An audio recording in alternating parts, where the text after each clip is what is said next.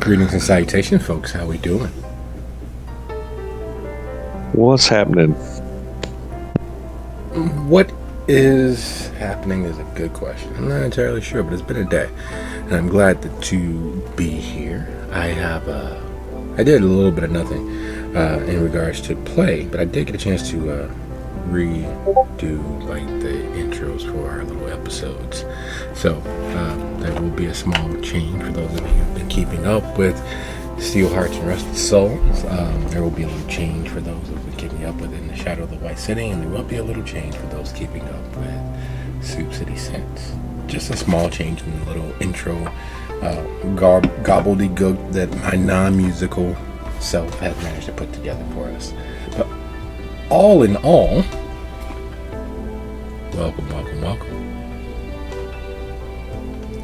And being as we will be down two additional members, Lasky and Leonetti are enjoying the climate of an anime expo. Not a convention, it is in fact an expo. And the difference between the two is solely in what title they want to apply to themselves.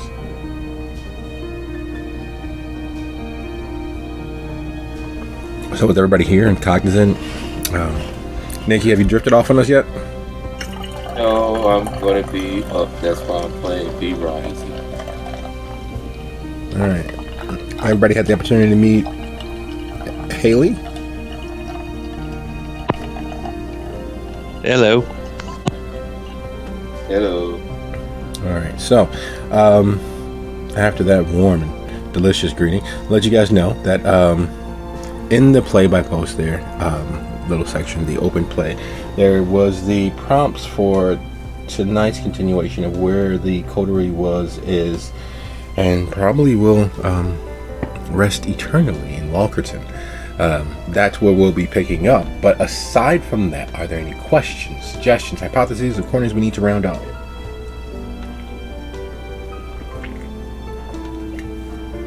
That's a lie. I'm getting out of this here.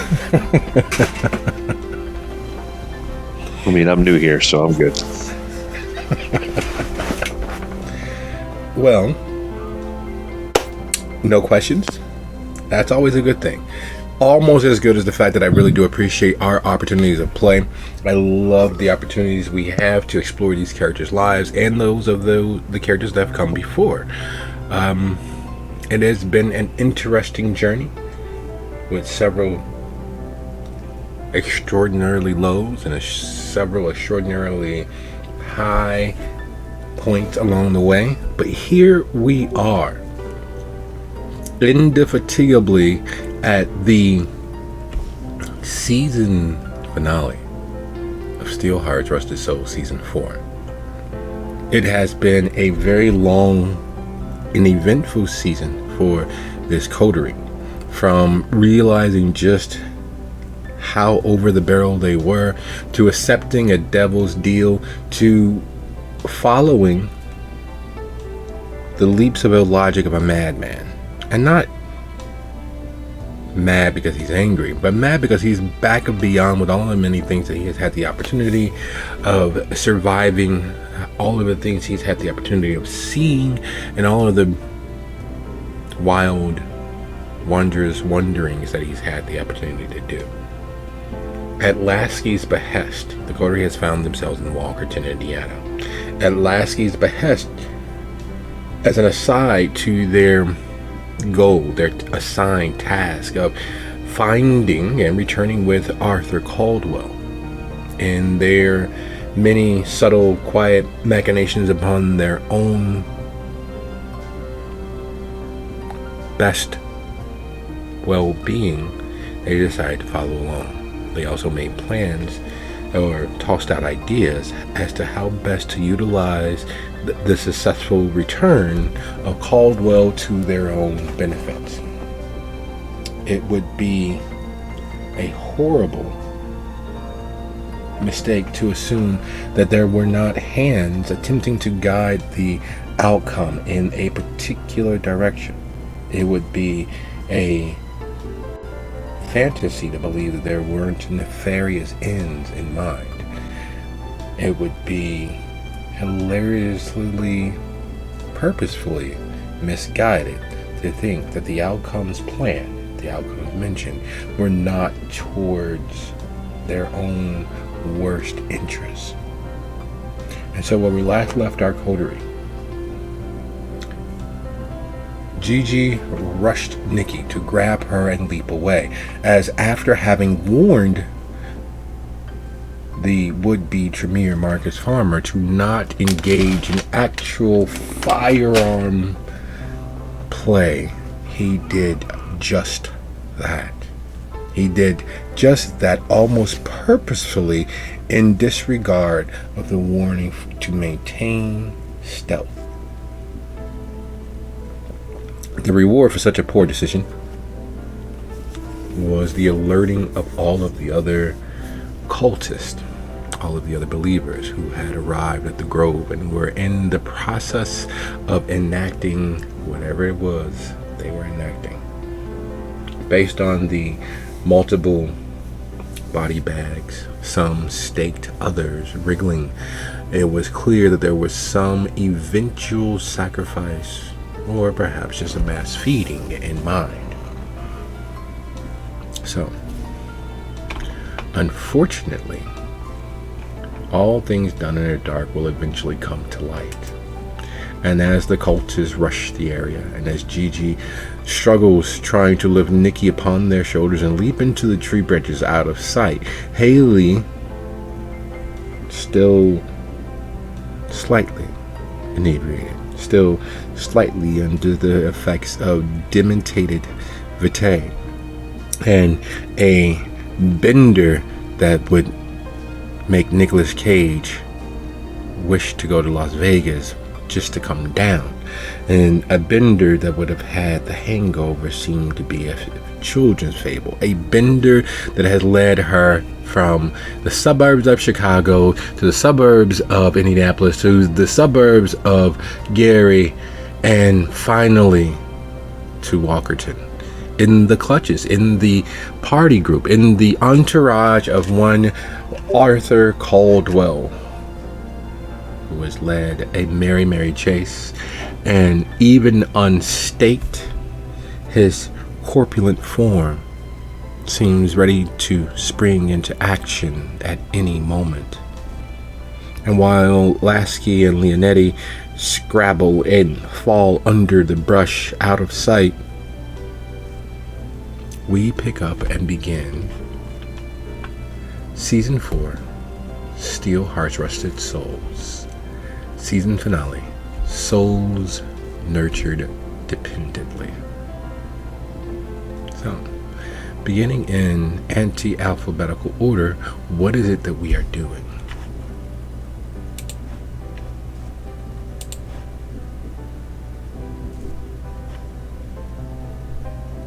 Being carried by Gigi. Well, therein lies the initial dilemma. It is clear that Gigi is a woman of several talents and skills, certain charms that cannot be denied, and certain other aspects that, well, you pray to never see. Yet, strength, the physical, isn't necessarily one of them. So as you two are mid grapple, as she attempts to fireman lift, and there's a bit of a and you two are still on the ground, what is it that you're doing?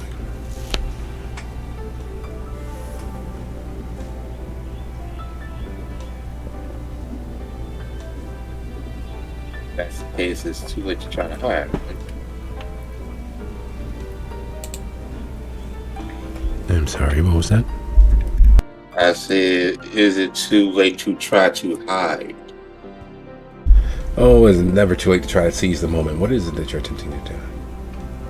Well, just find some kind of cover.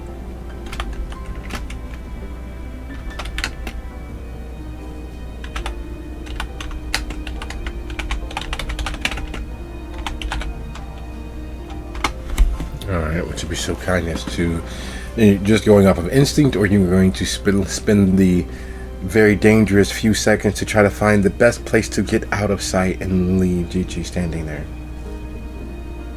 Well, I was gonna grab her too. Excellent. Well, in that case, being as you're going to reverse the grapple and attempt to pull her into the nearest, most out of the way place, would you be so kind as to go ahead and roll your strength plus stealth? And while that's happening, Gigi, you know Nikki looks to be a 95.5 pound, soaking wet, only semi-solid individuals. Yet, wrapping your arms around her, you are surprised by the sheer volume of muscle. You are surprised by the heft. You are surprised at how solidly she is. That is definitely far more there than should be.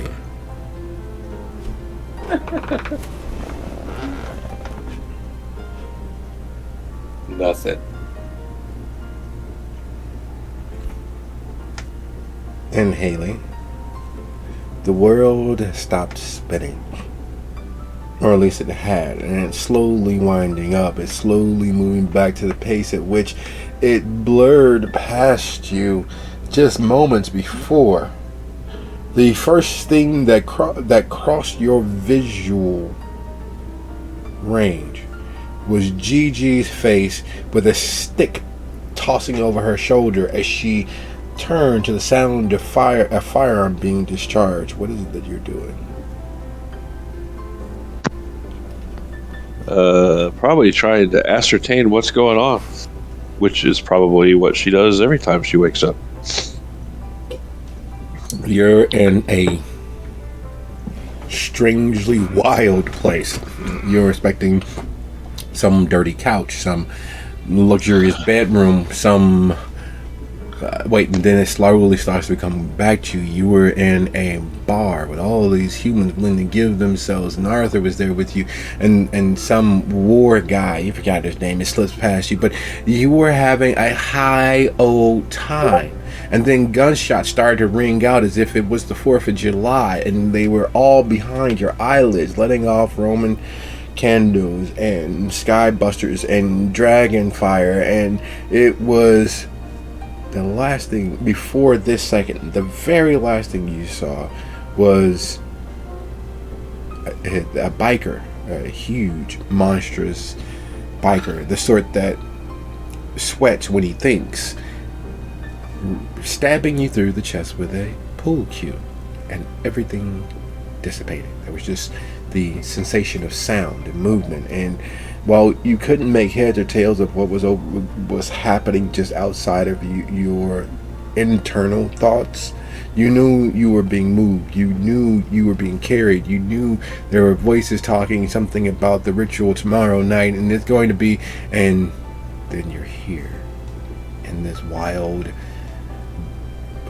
barely contained Garden of Eden with trees stretching towards the sky, the scent of outside bombarding you. And no, not outside of a club or outside of a bar or outside of someone's condo. No, this is not city scent. This is the scent of the back end of the worst end of the wildest forest preserve you have ever partied in. It smells like this place was forgotten by time, but not by stench.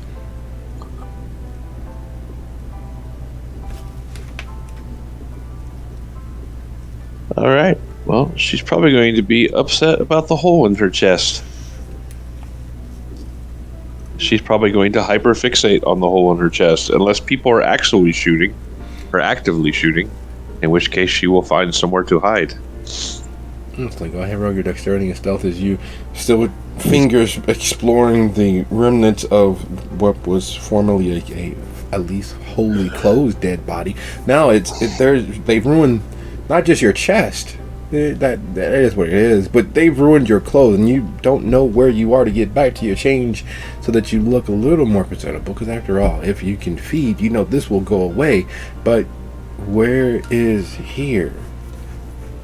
And as you attempt to roll away and get out of sight, you watch as a buxom brunette and a Southern belle go tumbling into the bushes, while less than 8 feet from you, a brown-haired, almost scarlet-tressed, pale, thin, scraggly bearded version of Shaggy with a gun that is almost as big as his head still lies smoking as the biker who had stabbed you lays headless at his feet.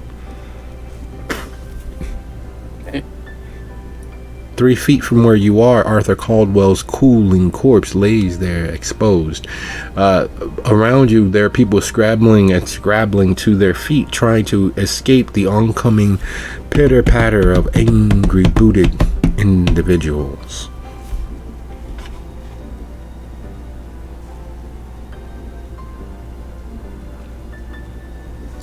And Gigi.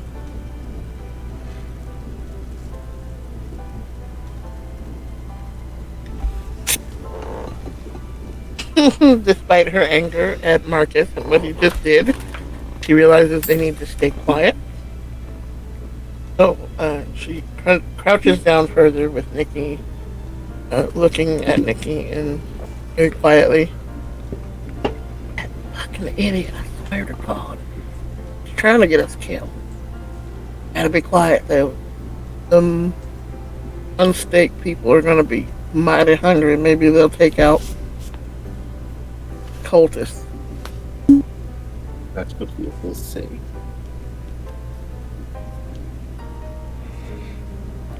There is an aphorism that is so well known that even devout and affirmed atheists know that when man makes plans, God laughs. And as the unstaked kindred begin to groggily try to find themselves, all but Arthur, who still lays there, cooling, moldering, some would say. This scrambling, violet-haired Haley, the last kindred you managed to unstake before shit went to hell in a handbasket, goes scrabbling out of the way into the brush nearby. In the doing, as things such as this always occur, several things happen at once. The biker downed, everyone gone into relative hiding or scrambling out of the way, and the oncoming feet of cultists. Nikki, you might as well be slapped. Because the gentleman who you met in the hallway at a hotel with plans to put to rest the hotel owner. Oh. And Gigi, you are not far behind in the aghast and agog state of being, as on his right side is Warrington. And you recognize the pastor from the church where Marcus ruined their holy chalice. And when you believe that you could not be more surprised or more affected, Marcus tosses down his gun. And he throws his hands sky high. I know you guys are angry, but I can help you find the others so long as you let me have a conversation with you. There's power here, and it's clear that you all are tapped into it. And should also be clear that the others who came with me have every intention of making sure that the rest of the world knows about this. That the rest of the world will come here and take your power for themselves. And I can help you stop that from happening.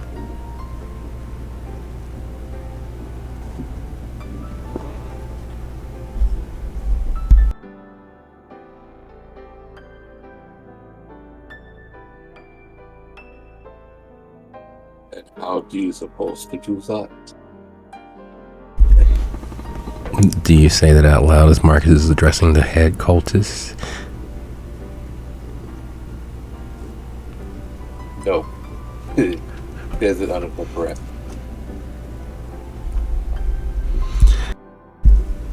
And just on cue, as Nikki is muttering that under her breath, and Gigi is concocting what comes to mind, which is adding 1 and 1 together to get 11, and Haley hears the voice that she has not heard in several weeks since the school and Gary, when he tried to enlist her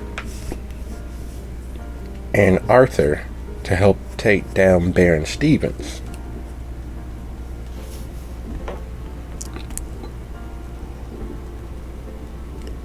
The tall Jesus, tattooed Jesus looking individual, long, scraggly, surprisingly well coiffed blonde hair, very thin frame, a certain piousness to his look, asks, "And how can you do that? And why?" After, and he points to the still smoking firearm and the headless guard left to watch over their sacrifices. To which Marcus says, "I have tasted their blood. I know where they reside. And I know all of their faces. And as a Tremere, either one of those 3 things could help me to help you find them. First, I had to show you that I was serious. That's the reason why your chalice is ruined. However, I can repair it. I'm a maker. It would not be the first magical item that I helped rebuild.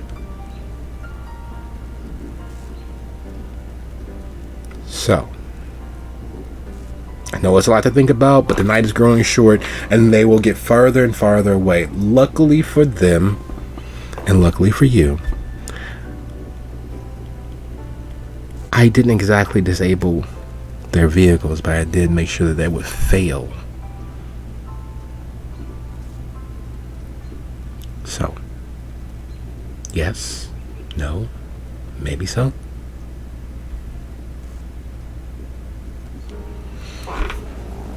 Warrington and Starchild look towards one another. Silent bit of communication happening, and the other cultists, who are very much in the early grips of needing to vent their bloodlust, edge closer, clearly with intent to do harm. And Starchild frustratedly raises his hands, calming the crowd. "I have spoken with one of them, and I know that they are, idiots. They're going to make the worst decision, just like you probably are going to make the worst decision. But if you can help us find them, it will give you the opportunity to join us. Because if we complete the ritual tonight, all's well.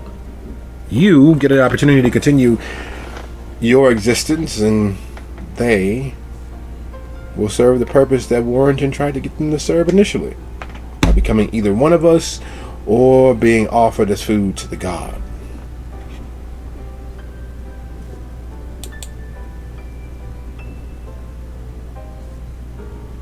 And Haley, despite all good and rational sense, having slunk just out of sight and laying low, that voice keeps coming back to you. You've heard that brunette, that scraggly, shaggy looking individual's voice before.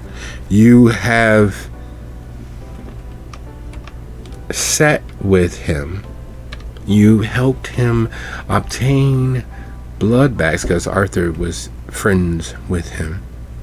You know him. He's from Gary, just like you. And he's all but betraying the Baron. He's all but betraying Arthur.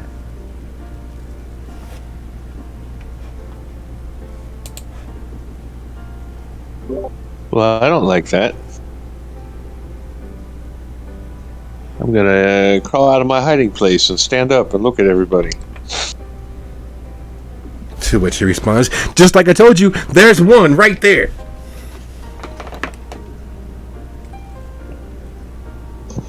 I don't know what this douche canoe's on about. But you all from Gary, right?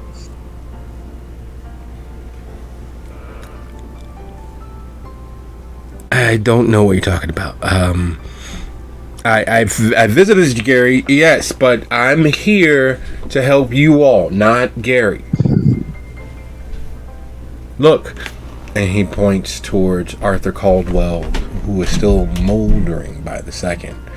It looks as if he's been deceased for at least a year, based on how the few seconds in which you were not looking at the body and looking at it now, his corpulence is lessened. His skin is far more sallow. It looks as if he had died in that spot and had been there for over a year, just in the matter of a couple of seconds. What'd you do to Artie? And the cult is closing. The bikers and housewives and the farmers with their prerequisite farmer's hand closing the circle around you. Here's one. She's already been staked once, and you know it probably won't help to try to stake her now. However, it is clear that she's not a fighter, but she can help us get the others. They're all soft-hearted. And I promise, if you kill her in front of them, they'll come running. It's not like they could get that far. The path is right there. Not one of them are on it, which means they are still here. To which point, Warrington waves his hands to the few of the outer guards, the more brusque-looking individuals matching the staker that had laid you low. Warrington, who plied you and Arthur with, let's just call it what it is, the blood Mickeys, and kept you all as inebriated as possible and kept Artie from getting what he came here for, all while keeping you busy for these cultists. And the new gentleman that you recognize from Gary, Farmer, seemingly throwing in with them as if that was all part of the plan. And as he suggests killing you in front of his friends, his associates, those people that came with him, what is it that you all are doing?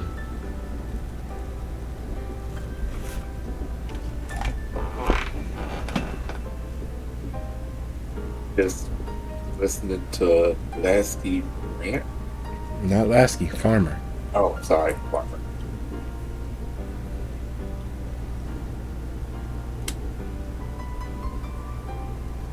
What choice do we have?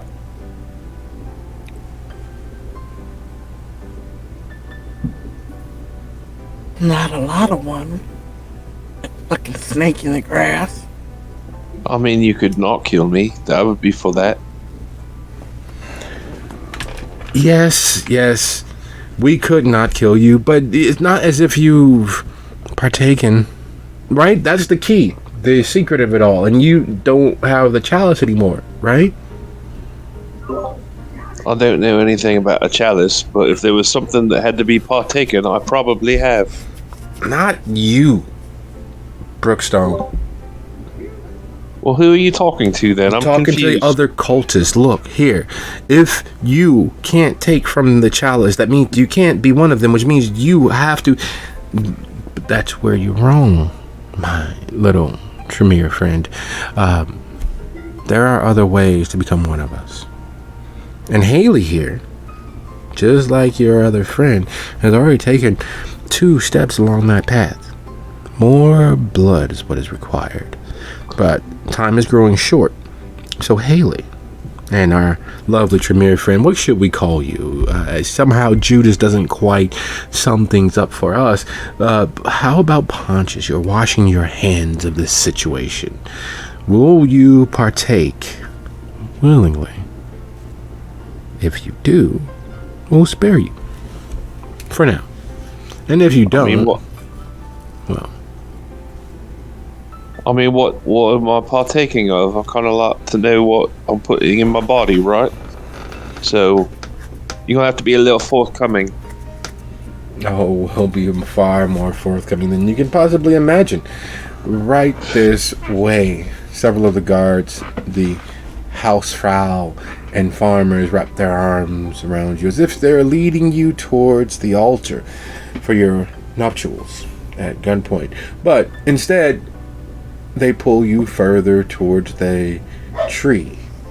And by the tree, unlike several of the hundreds around you, it is distinctively its own thing. It is the summation of a tree which has attempted to assault the very heavens. It looks as if there is a skeletal hand reaching from the cool, damp earth and attempting to pull the sky down upon itself.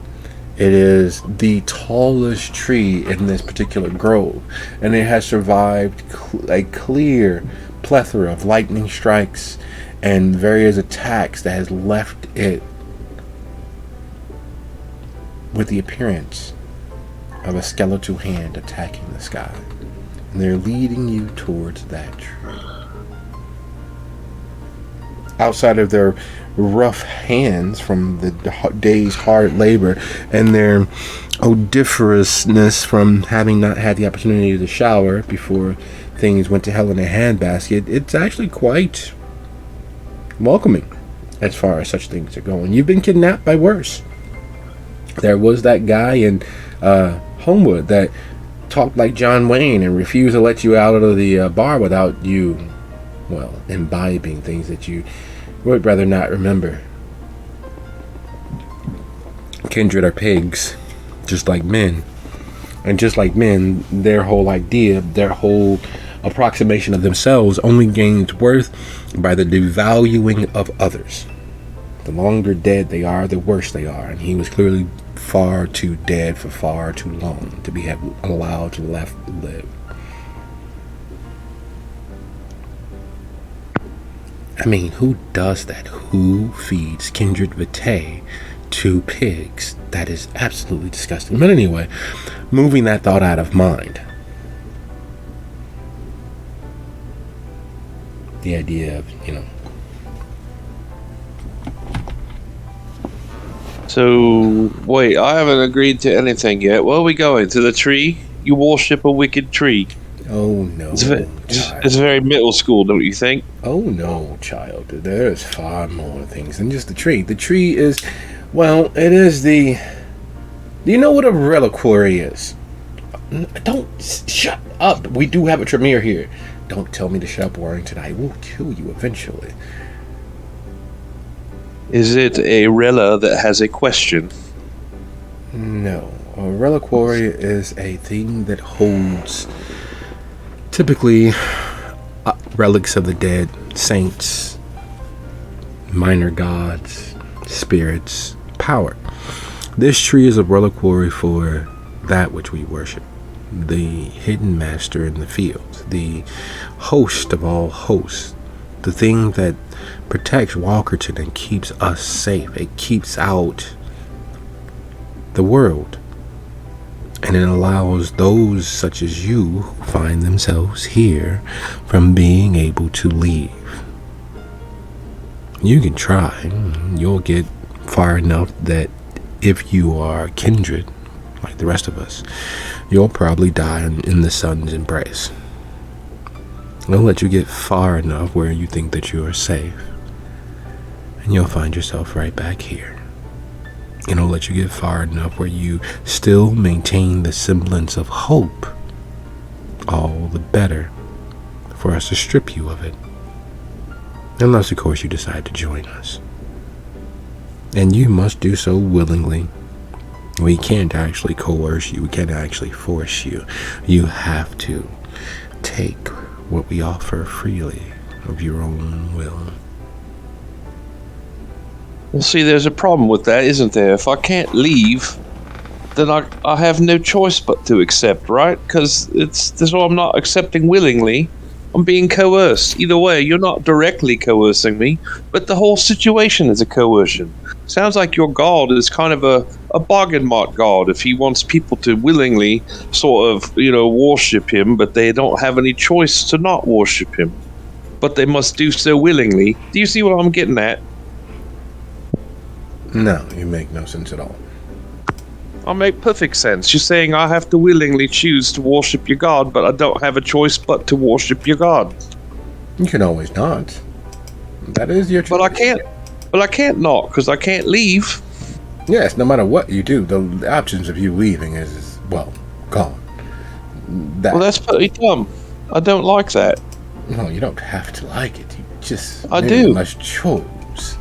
And that choice that you make is in fact 100% yours. You have the opportunity to do whatever you have the strength to do, little one. We don't hold any onus to the many that don't actually worship. You can reside here, even as a non-worshipper. But you do know a little too much. You were initially earmarked as a sacrifice. We were going to make sure you and Caldwell never were to share what little bit you know, or what little bit he knows. But, being as this gentleman, the Regent of Gary, has spoken so highly of potentially killing you, well, we might keep you around if you choose to be one of us. Well, if I sat over there and thought about it for a while? It's not like you can go anywhere. It's not like there's any Exactly. place for you, so sure, take all the seconds you need. I'll have to stay in prison while I decide if I'd like to be in prison. You got it. I'll go over there and think about it. I'll let you know when I reach a decision. And they very vaingloriously, as if they have solved their one major issue, turn towards Farmer. You have provided one, but we know that there are 4 more out there. What are you going to do? Well, that's easy. I told you. As a Tremere, I already have what I need to be able to track them anywhere. I do, however, need things from you. Namely, that you, nor your agents, nor those who worship with you, will act against me. You will not seek my death. That you will not attempt to end me. And then my services are yours. 100%. All that I could do is yours. Wait, you're gonna trust the Tremere? Oh, you knew at this. We thought you were thinking on your situation. But why shouldn't we trust the person who equally has nowhere to go but where we allow him to, and is offering to bring us 4 other sacrifices? They're not you, unless of course you'd like to be one of them. Well, of course I wouldn't like to be one of them, but still, it's the first thing you learn. Like you realize that you got a beast and you have to have blood, and that you don't trust Tremere. Like, that's Night 1 stuff. Normally, yes, but he is out of his league, and all of his attempts at skullduggery will get him nowhere. Look at what happened with the other Tremere. So you make a good point, but you fail to understand that he's Tremere, and he doesn't understand that he's out of his league, because they don't think that they're ever out of their league, right?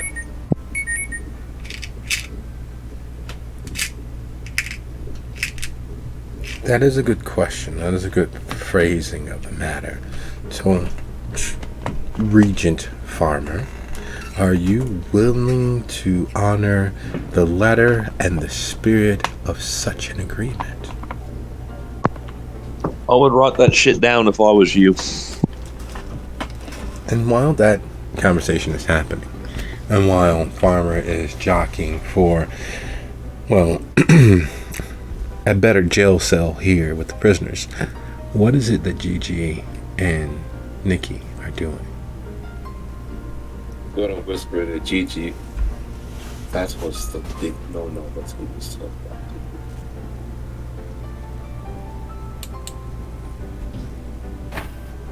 I want to say I can't believe you turned on us, but in a way, I don't know. I had to see it coming. What I think we need to do is we'll never be able to leave here if we don't get rid of that tree. So we got to get to the tree before they get to the tree and get rid of the tree.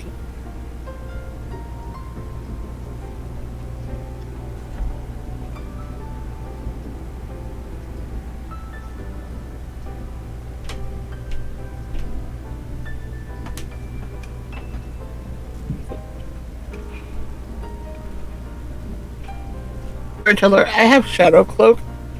Is that something that I can extend to Nikki if they stay close to me, or is that not going to work? No, that would not, in fact, work that way. It doesn't actually cloak you in shadows, but it makes it so that where you're walking, the shadows are a little darker. They kind of cling and move with you slowly, but it is not something that you would be able to clearly share.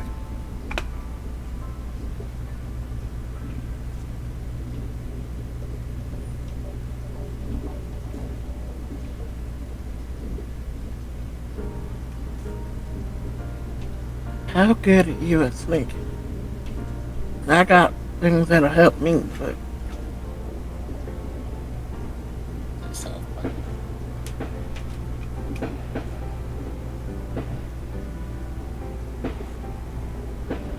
I hate to say it, that we also might want to wake up Arthur or check on him or something. Because, you don't look so good. Maybe give him some of that dead guard's blood.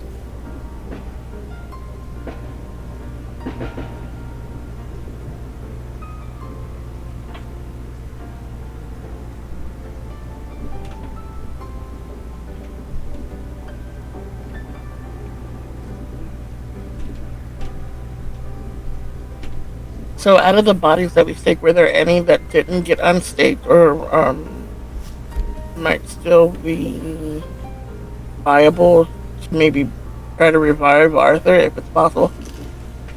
So you scramble over to the body, to the headless body, and you realize that there's the blood there is already cooling, and you glance towards Arthur's body because that's what it is at this point. What little bit of amassed flesh is in fact that of a corpse. There's nothing ambulatory or able to be resurrected there. In the few seconds that the cultists managed to begin walking away, and in a few seconds it took you to finish talking with Nikki and move towards the guard's body, he already looks as if he's been left there in the field for 5 years. There's not much left of his corpulence. Everything is sunken in. The eyes are gone. The hair has fallen and sloughed off. The skin, what little bit is left, looks as if it's already begun leathering.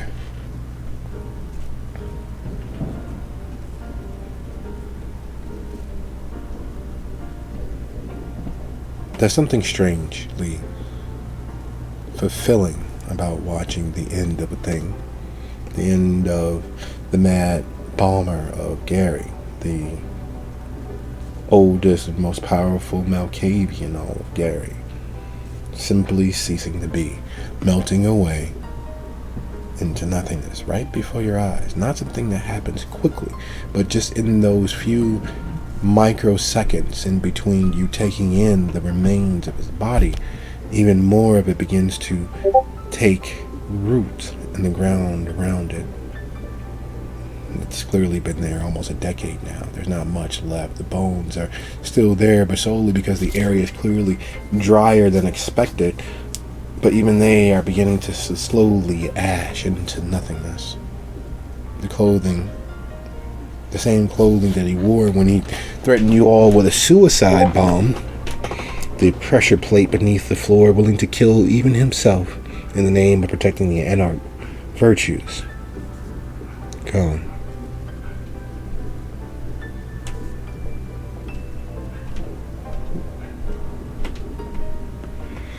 Even assuming they've like stripped him of anything else like potentially dangerous or usable.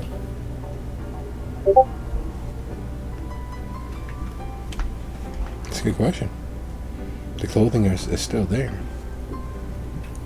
I'm gonna go through his pockets and see if there's either like blasting caps or anything left that we can possibly use to take that tree down.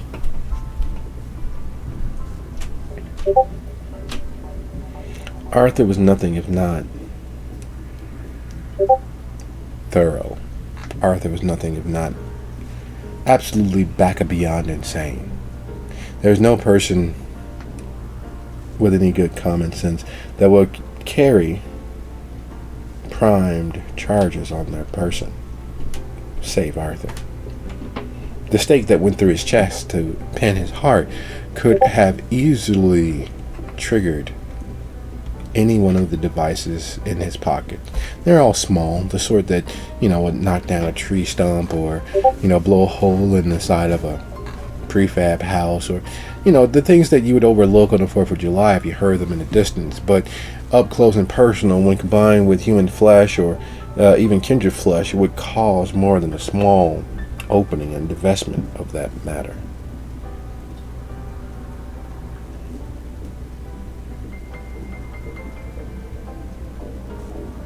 That makes her smile, and she very carefully removes the items and puts them in her pocket.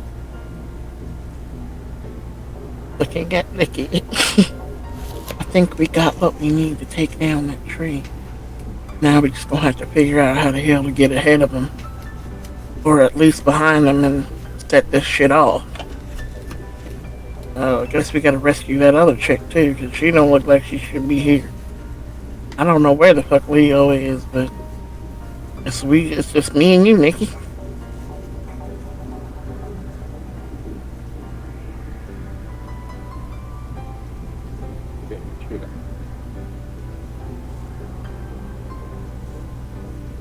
So we will, I guess, assume very carefully, like originally was planned before everything got fucked up. Try to keep a small distance between us and them, but be very, very quiet and make our way towards the tree. Alright, would you be so kind as to roll your dexterity and stealth? And while you're doing that, the very idea of negotiating with the devil has its own connotation. But as Haley watches them slowly tease and toy with each other verbally and joust back and forth, it's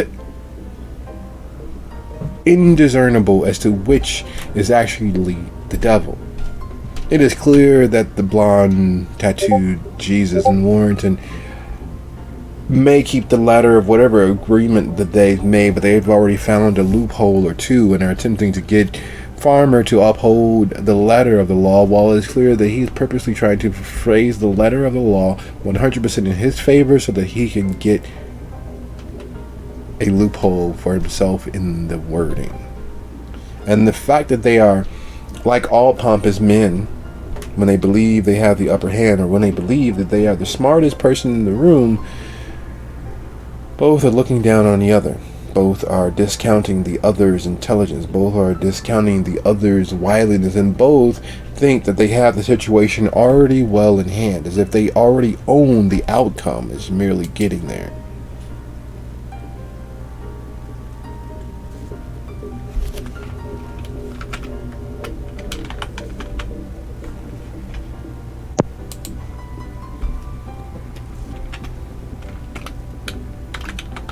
As she watches, she will slowly raise her hand.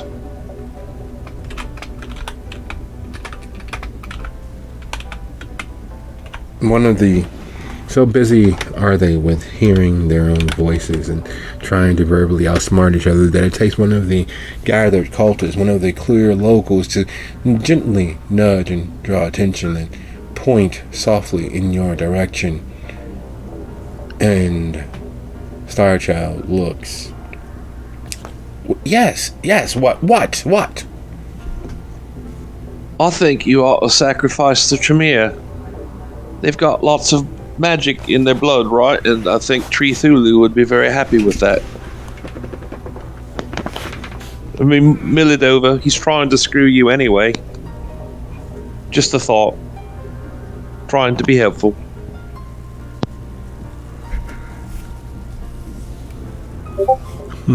Would you be so kind as to roll your manipulation plus persuasion?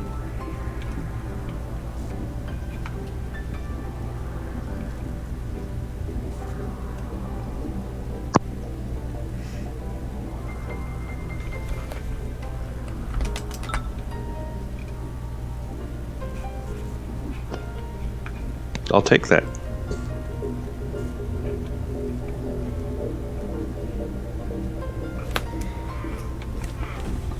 Well, no.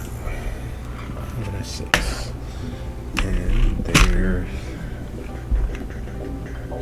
Nick, you still with us? So you're staying hidden where you were while Gigi heads off?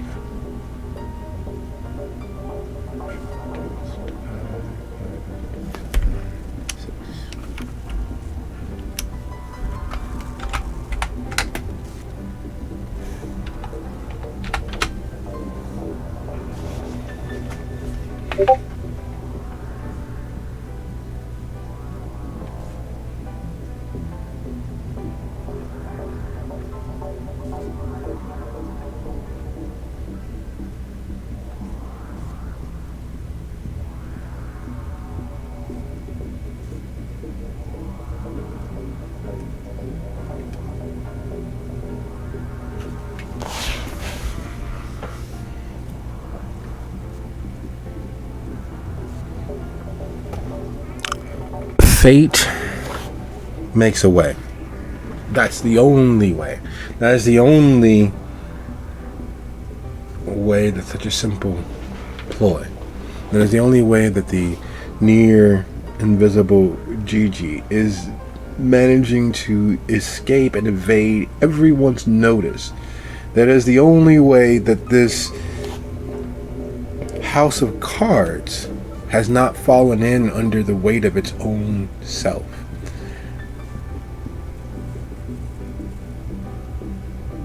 And Starchild turns to Farmer. You know, she actually has a point.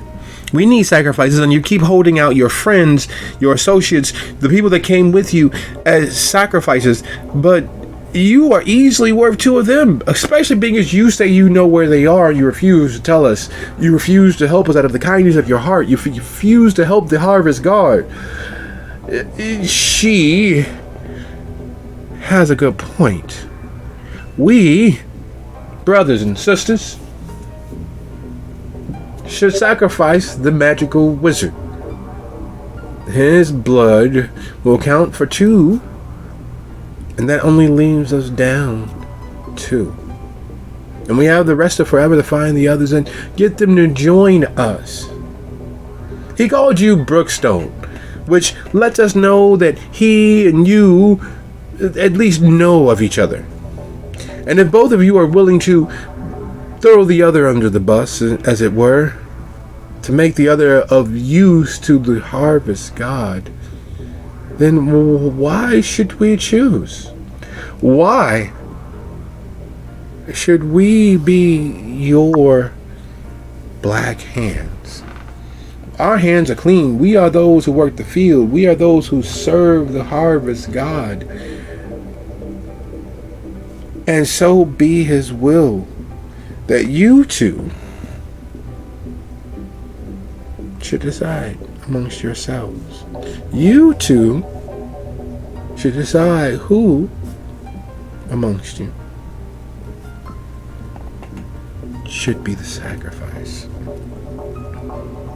And like some after-school special from back in the 80s, the cultists began easing back from you all. You can see the tree still there in the distance, but you see them pull back and slowly form up like what it is, an after school fight. It is 3 o'clock high, and as Haley sits, having pointed to Farmer as the best sacrifice, and Farmer having been attempting to outwit these yokels, these local ne'er-do-wells, and in inure himself to them, to win their good graces through guile so that he might have the best case later to better betray them,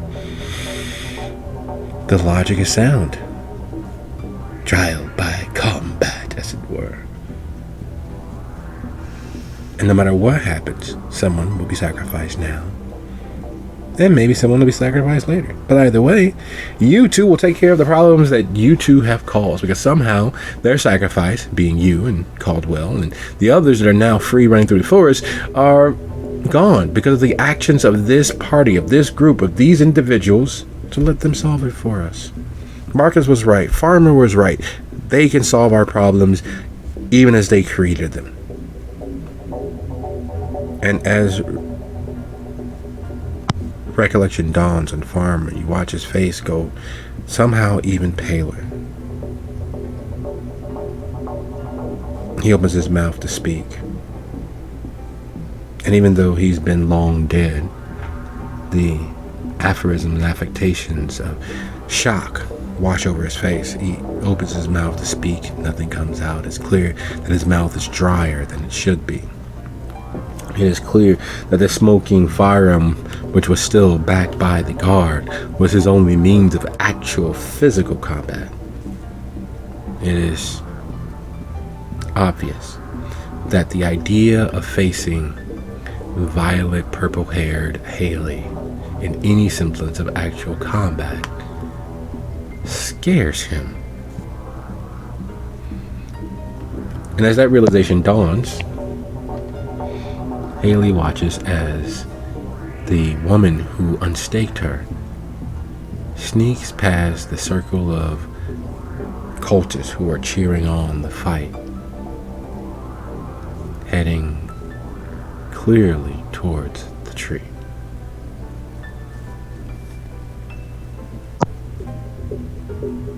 Seems like now would be a good time to continue to be a distraction.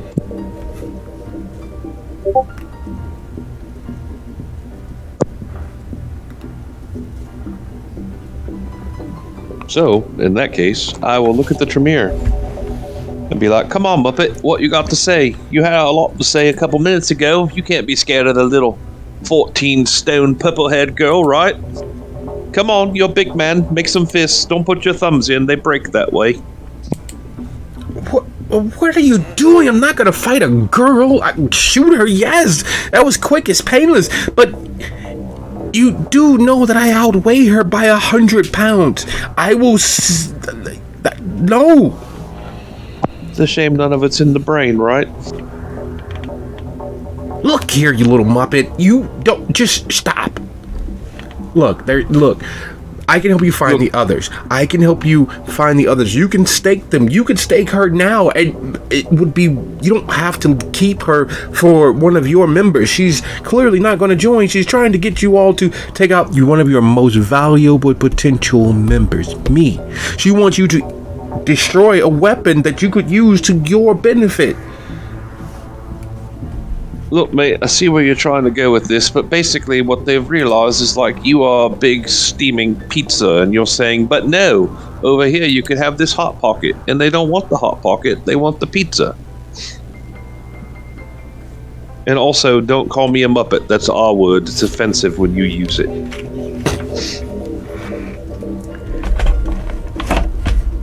With such a resounding success over the cultists, and with Marcus being not the most manipulative Tremere ever, the deck is stacked in your favor. Unfortunately for you, his composure isn't that high. Would you be so kind as to roll your manipulation and either intimidation or subterfuge? If you score 3 successes or higher, he will respond even more poorly than he already is. And while that's happening, Gigi, seeing this fight circle that reminds you of John Mullins Middle School when Sabrina Matthews decided that your pantsuit for picture day was unacceptable and tried to ruin it, and you and her tussled after school, lots of yelling and screaming and hair pulling, and Everything was fine until she shoved you down, causing the knee of your pantsuit to tear. And it tore on the rock that you smashed against the side of her face repeatedly until she stopped calling you, your mother, and your sisters bitches.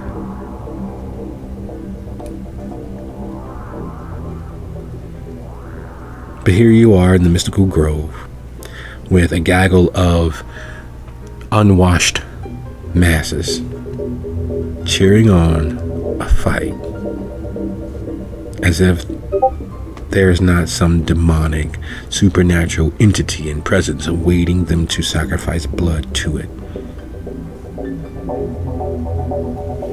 It takes everything in her to not cheer Haley on out loud and say, kick his ass, purple hair girl. But she doesn't, and she shutters that off and focuses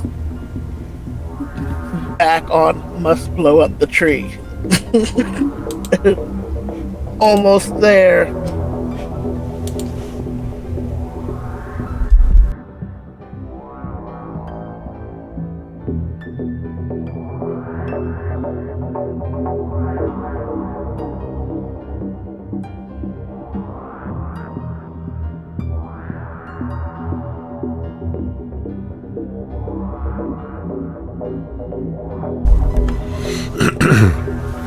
Seconds later, you are past the press of bodies. You are closer to the tree. And it is impossible to not feel the essence, the same pull that you felt at the church when the chalice was close enough that you can inhale the scent, when the presence began to slowly stick to you and crawl over your skin. It's significantly stronger, and while there's no scent of blood, there's no chanting or hymns being sung, it is clear that you've entered into a sacred space of some sort. You dare say holy, but there's nothing classically or Abramaically holy about this grove, about this tree. Everything in your good Christian upbringing says this is that satanic stuff. This is that counter-religious outlier. This is something pagan. This is something non-Christian, and part of you wants to scream that it's wrong. You remember what it was like to sit in church on Sunday and then, Sunday school, and head to church as your parents sat through several sermons about what they were doing behind closed doors, and then there was the meal after church held in the basement, and all of the strange friends of the moment you made, all the other children equally bored, equally as unwatched. And you feel that here. And there's something strangely blasphemous about it. Because it's not a church. It can't be anything holy here, especially with everything that you've seen.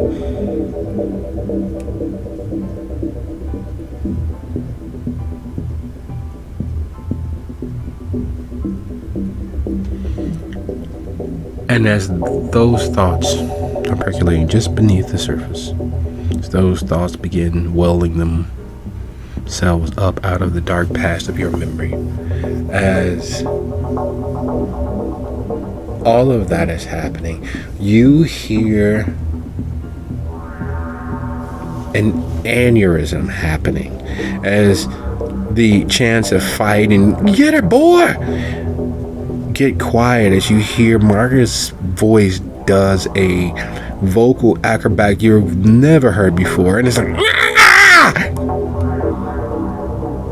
And he throws himself forward, his thin, scrawny arms lunging with all their force to implant the ill-formed fist through the small, lithe frame of Haley.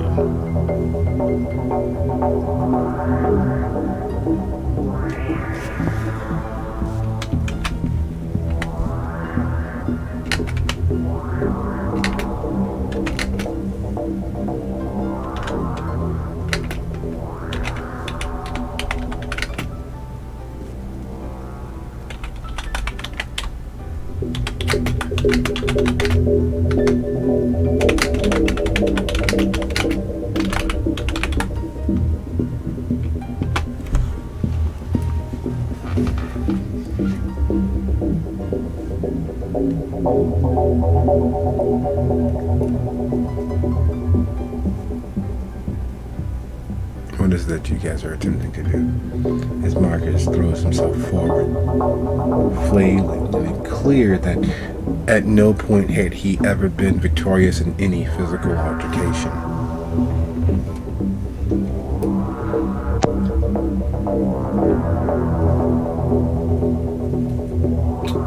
Haley will continue to taunt him and be a distraction.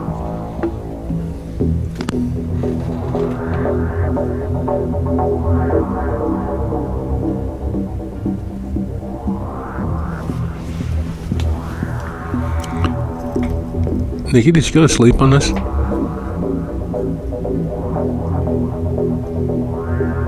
No, I didn't think you were talking. You wanted to know what I was doing? She's just watching.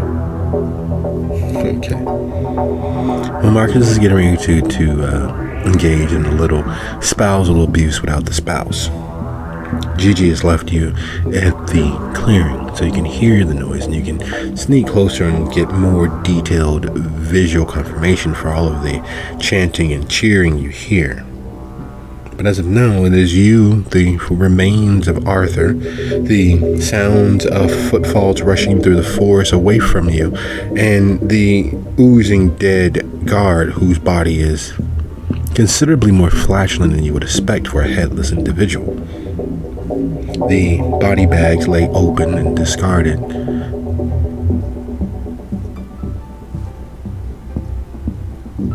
And the night is calm outside of the noises of a schoolyard fight.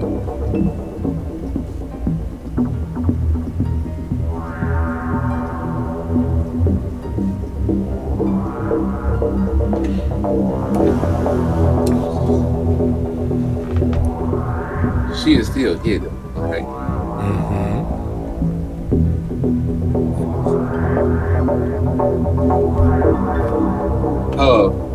What about the guy's blood? Is it still good enough to drink until these slave ate hunger? It'd be disgusting, and you'd be lapping the ground, yes. Fuck it, she's at home. So in the midst of all of the caterwauling and burst blood vessels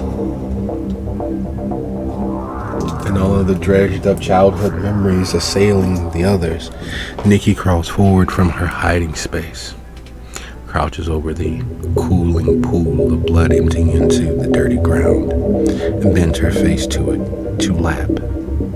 And not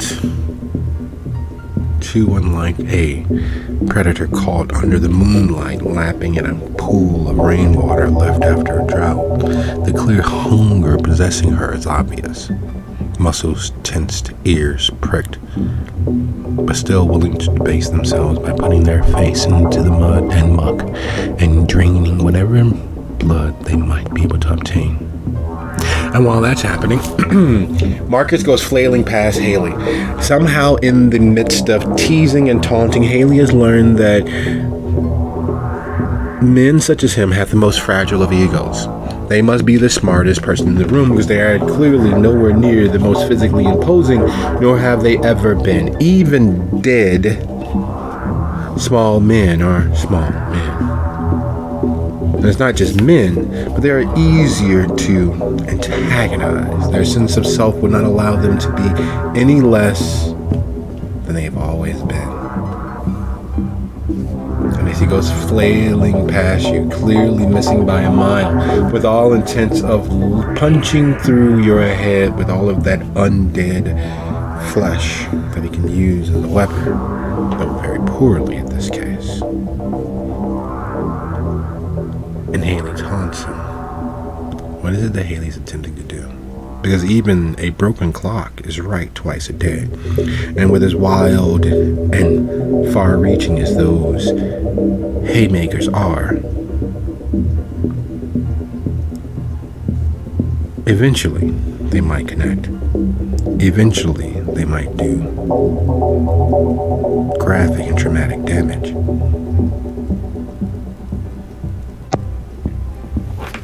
Well, as he goes spiraling past, for the delight of the crowd, she will yell, "Olay!"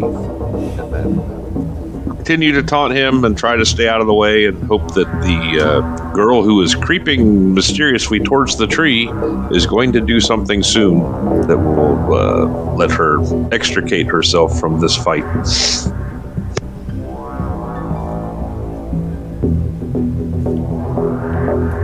There are cartoons that existed of Tom and Jerry where the cats and the dogs would fight, and sometimes punches would get thrown. They would get thrown with such wild fervor that the assaulter, the puncher, would go spinning around in a circle. And that is very much what happened with Marcus.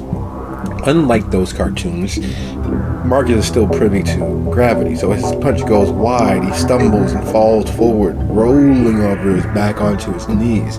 While he's not very physically skilled, it is clear that he is accustomed to being, when it comes to matters of the physical, the one who needs to run, the one who needs to maintain or get to their feet as quickly as possible.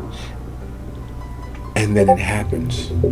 That eventuality, that potentiality begins to happen because Marcus, at that point, realizes that he is in fact kindred. That he is in fact undead. There is no reason for him to fight fairly. There's no reason for him to do much of anything except for make it very, very bad on this person who is making him look worse. And you can see him biting down on the inside of his cheek. And you can smell the tang begin to leak from the corners of his mouth before you even see it. And you know that something untoward is about to happen. While you're doing that, as you're continuing to taunt him, go ahead and roll the average between your charisma and manipulation plus either your persuasion, performance, or subterfuge, whichever is higher. All right, two things. First of all, am I rounding up or down on that average? Round up, you will need it. And then the second thing is, since he's angry, is he possible to lock eyes with him? Yes. All right, then I will tell him to forget while I roll the other stuff. All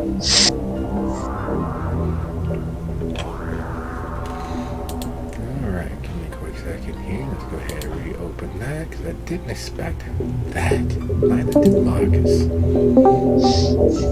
He expected to be the only one willing to try kindred tricks.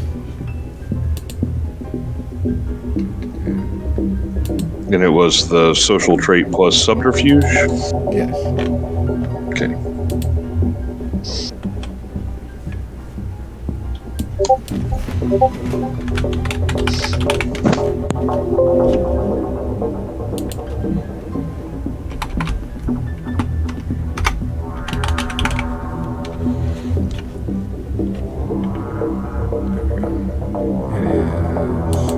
And what is Haley's blood potency? Just one.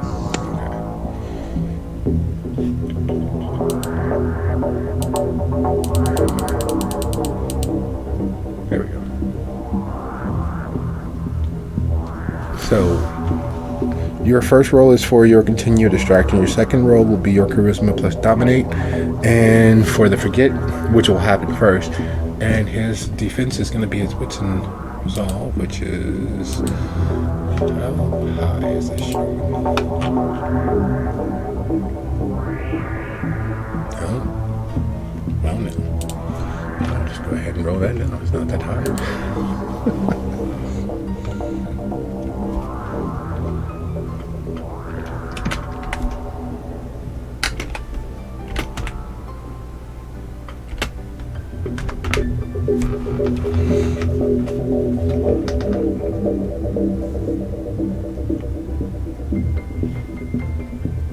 Well, that sucks for him. And while that's happening in the fight circle, GG.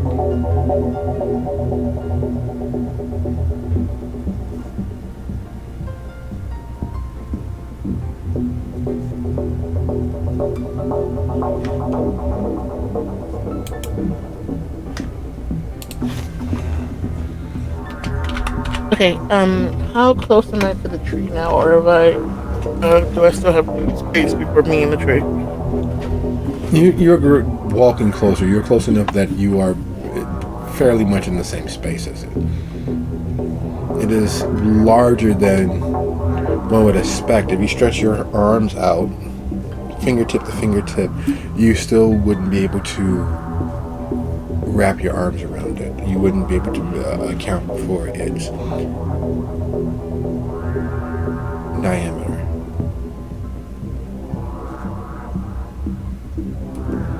This is the reason why it stands above the other trees. This is the reason why it is the tree. Not just because of its pall of death, but the space around it is literally like walking into a very old church.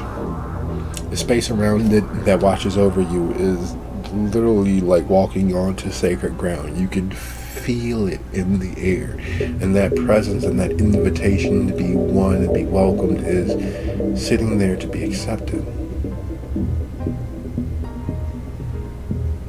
Okay, so, is there like a hollow in the tree, or like a, there's like normally knot holes and stuff. Looking for a place to stick explosives, basically.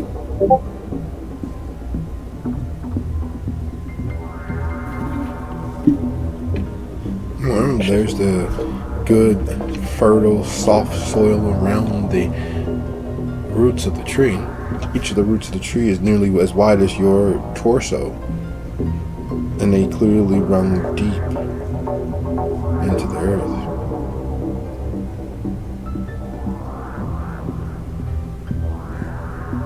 And despite its deathly pallor, there's an increased warmth here. There's life burrowing through the ground even at this hour of the evening. There is the feeling of a living presence.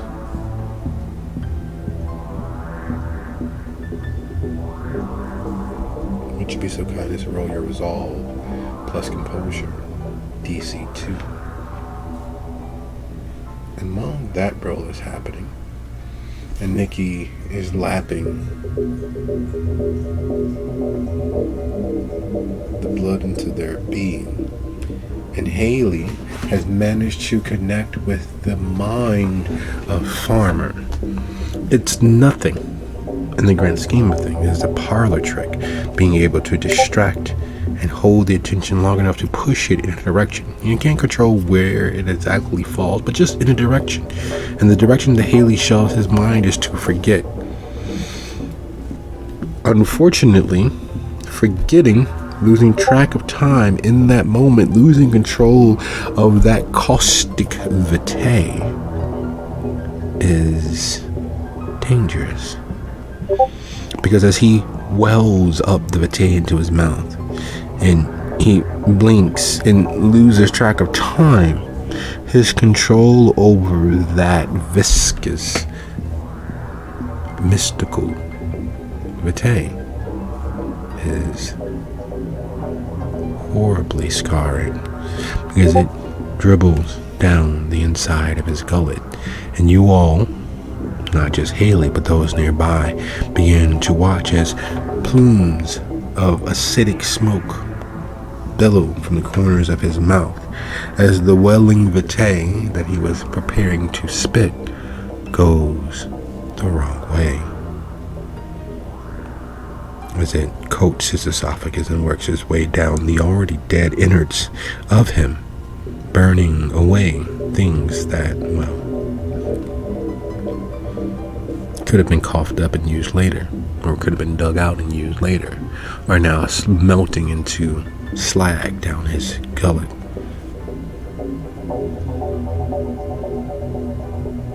The heat is deceptive. The sizzling and the popping and the cracking, disarming. And the circle of cultists begin to frown, and the cheers don't quite reach the same volume. Some are abandoned, half executed. Others ease away, opening a small gap of light in their numbers, no longer shoulder to shoulder and jostling each other to get a better view of this beatdown that is preparing to happen. And Marcus is many things, foolish being one of them, but not dumb. And burning. An implement swallowed now, nothing more than useless, twisted metal. He yowls and takes off. He's far faster than one would believe. It is clear that that speed was the ace up his sleeve. And he takes off, using one of the openings to escape.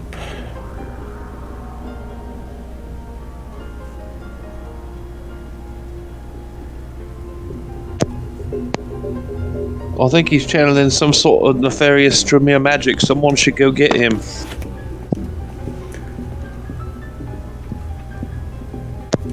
I mean, I don't smoke like that, do you? The shock is clear. They're not quite sure what the fuck was going to happen, but they're sure that it was bad. And the jostling and jocular nature of the friendly beatdown they were expecting to watch as warm up for the eventual sacrifice turns to that frenzied, faithful, destructive force that the coterie had experienced just moments before. That furor raises up, and there's no need to say it. There's no need to say it, but they do anyway. Get him! And they take off running. Warrington, however, does not. His star child echoes and urges them forward, following the speeding kindred, who all but blinks from view and appears 50 feet further away, and blinks again as 50 further feet, and he's moving faster and faster. It seems like he's gaining speed like a falling meteor, further and further away from them, and they give chase. It's like a pack of angry dogs chasing down a cheetah. While the cheetah has the speed, the dogs will not stop running. They will not stop hounding their prey. All except for Warrington, who, as they take off running, reaches under his dashiki and pulls up the firearm that he had held in reserve, leveling it at Haley. That was really good. That was really smart on your part. I was hoping that you and Arthur would have been able to take them out, but I can't let you screw things over for me too much. Nothing personal. Business is business, you understand? Wait, I won. I thought that it was a contest and I won, so why are you... for Star Child. You and me, again, it's nothing personal, kid. But I can't take the chance you would try to do anything like that to me. I'm not sure what you did to him that caused him to smoke like that, but better safe than sorry. And I think he was just defective. You're not defective, are you? Oh, far from it, child. Far from it. Well, then you should be safe, so you don't got to shoot me. I'm small and cute. What can I do to you? You'd be surprised. My sire was small and cute, and we underestimated her. I'm not gonna let that happen again. So here's the situation. You and me are gonna wait for them to run themselves out, tire themselves out, because you know they'll be back. The tree is right over there. So let us head to the tree and wait for them to come back. Maybe we can have a conversation. I know you like, and he reaches into his pocket with his right hand and tosses you a little vial. It's not the same not being inside someone, but I'm sure you could get something out of that. I mean, it don't really work that way anymore, but thank you. Yeah, like I said, nothing personal, but I gotta still deal with these fuckers after this is over. And you may have to deal with them too once this is over, but until it is in fact over, let's go and make ourselves relatively comfortable. They'll tire themselves out, or they'll find another victim along the way, and, well, who knows? Either way, you and me will be there waiting for them, and maybe we can strike a deal, come up with some way of not having to do whatever you did to Farmer to me, and for me to not have someone stake you again. What if we made a pinky swear? That's sacred, right? In certain circles, just not in mine. We sign contracts. We keep things above board. There's a certain art to a well-run business, and a agreed upon matter between two rational thinking, mature-minded individuals. Alright, that's fair. Do we gotta sit by the tree, though? We can see the tree from here, and the tree doesn't look like it smells very good. Oh, but it does. I don't know if you've ever had a real spiritual moment, but over there, it very much is. Whatever your definition of spiritual. For me, it was my last sunset. I promise you, mate, I've spent most of my life trying to have spiritual moments. You don't realize how good you have it. I don't know that I'd say that, but I definitely don't want to sit by the tree. Now see, now that makes me curious. I'm afraid of trees, alright? Everyone has their irrational sort of bullshit going on in their head, and mine is trees. And why you think I live in the city around you? So you're terrified of being able to do whatever it was you did to Farmer. You're terrified, but you came to a little small town in the middle of Indiana. You're terrified of trees, and you're here. You do realize that is... Oh, God. What were you smoking? Alright, first of all, I was in a bar and someone stuck a part of a tree through me and brought me here. Second of all, the trees are way over there, and I'm not daft. I know they're not going to get up and walk over here and get me. No, though there were the Ents from Tolkien. Look, you got the gun. I'm not going anywhere. We can sit here and wait. It's fine. I just don't want to be by the trees. I don't like trees. They're very frightening. That is silly. Not to belittle your phobia, but he motions around you at the grove that is literally everywhere. You do. Oh God. That I'm sorry, not belittling your phobia. It's not my aim. It really is not. But look, alright, so say you're afraid of spiders. You're not afraid of spiders, are you? So I don't want to trigger you. But say you're afraid of spiders, right? And there's a little tiny spider on the wall. That's pretty frightening. But if a great big 4-foot wide spider crawls into your room, you're going to piss yourself, right? Even if you're dead, you're going to spend the blood. So you want to take me over by the big 4-foot big spider over there, and I don't want to go. That is a scary fucking tree, mate. Look, again, I'm not trying to belittle your phobia. It's just, how how it. Everyone says there's more in corn in Indiana, and that is true. But the only other thing that's in Indiana besides meth is trees.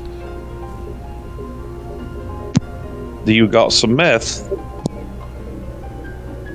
He points to the vial.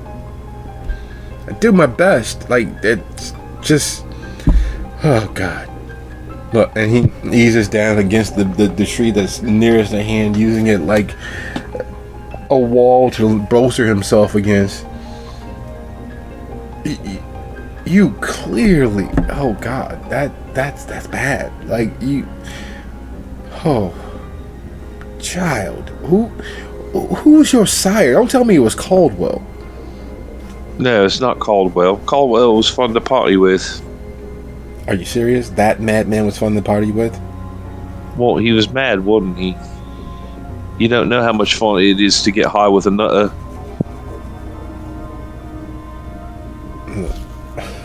Oh, God. Your sire did you a misjustice. And hanging out with Arthur is not any better. You're afraid of trees. You're hanging around with Malkavians. Oh, God. You're in the middle of a town besieged by an angry god, a forgotten one, surrounded by lupines. You've got to have the worst luck of any being dead or any state in between there. I mean, you're not really selling this, mate. Can we just sit here? I don't want to go by the tree. No, that's fine. We're not going to go by the tree. I'm trying to... What the hell? Look, I was very high. Just accept that I was on a number of illicit substances, and then I find myself here with part of a tree in me, which doesn't help my like of trees. If I was to shove a tree in you, you would probably be rather not fond of that as well. Not that I'm going to, or probably not even able to. You are much larger than me and have a gun.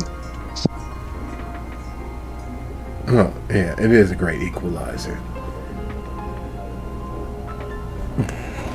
But just between you and me, lead or wood, the wood is a better choice. But you know, it's fine. Each their own. Each their own. Again, I'm not trying to make fun or make light of your phobia, but God, you've got to have the worst luck ever. And while that conversation is happening, Gigi, the skill that Arthur utilized in creating his devices, because they were all personal designs. They were all perfected through the insanity of his continued actions. They were his friends. They were extensions of himself. And how certain gamers will collect and paint figurines and will have thousands of books towards their favorite subject to learn from and master their particular games of choice. That was Arthur's way with explosive devices.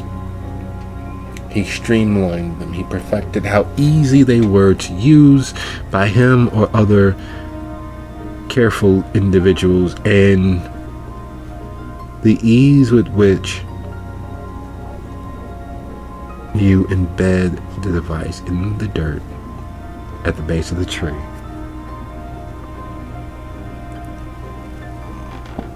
And set it off. You wish that every technological device could be so easy for you to utilize. It is literally the flip of a switch. It's mechanical and electrical, but it is low-tech enough to not be affected by that bit of death in you that negates all technology. It is self-powering, and it sputters and begins to lightly smoke. You take that as indication enough to begin establishing distance between you and whatever is going to happen, and you hope that it's loud and it's big and it ends this feeling that you cannot stand. because it is that feeling of holiness crawling over your skin like an unwanted, unneeded security blanket. It is very much you being a dead thing in the wrong place at the wrong time. It is you realizing that over the years, even when you were alive, you weren't necessarily the warmest, most living of individuals. You established a wall of protection around yourself of money and business. You didn't give of yourself, not truly.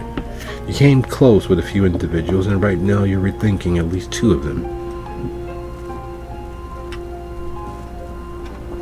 Because through Marcus, you were connected with the Tremere, Gary, who no longer really mattered. But if they are all of the same ilk, if they are all bent for themselves, if nothing matters to them, then perhaps, well, perhaps.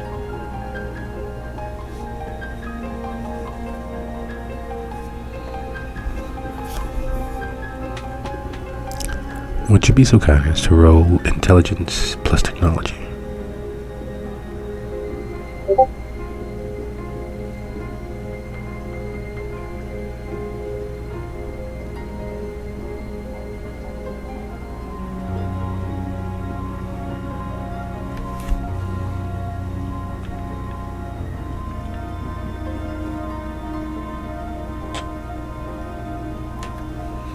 Now TJ. remember, I have a 0 to technology being what I am. So, do I just skip that part? Yep.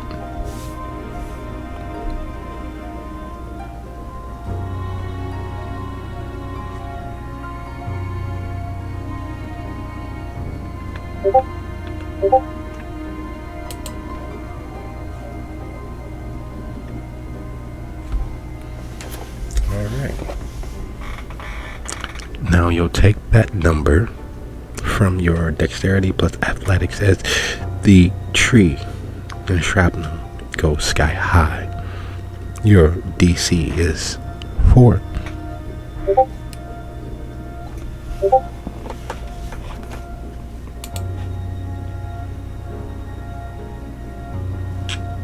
Dexterity or what? Athletics.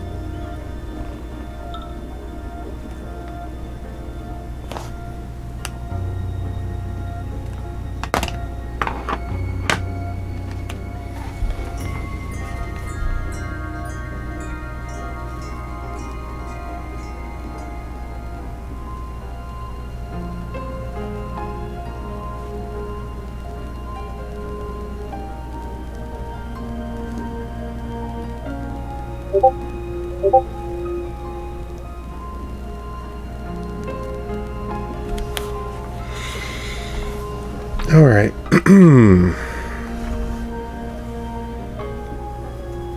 That is not a great thing. Ease of use does not mean safe, as the floating, the flying, the inflamed Gigi realizes. Smoke was a warning, though it was a delayed one. Somehow, even with the mechanical and minor electrical work used to create the devices, the touch of death, which is at the center of her being, still has interacted. The smoke billowing and her steps moving quickly away was not enough time.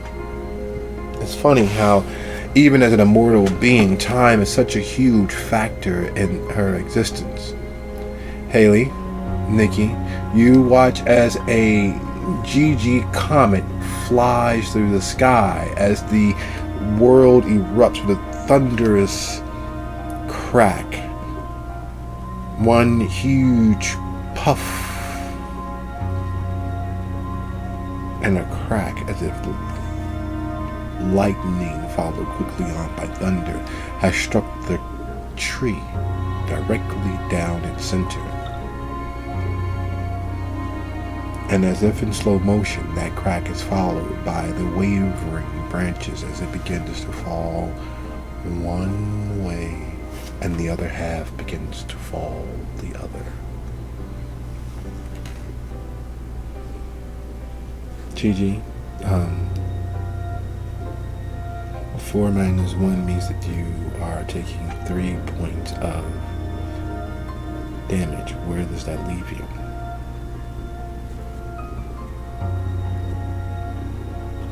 Is that aggravated or what's the other one? Superficial. This is the other one.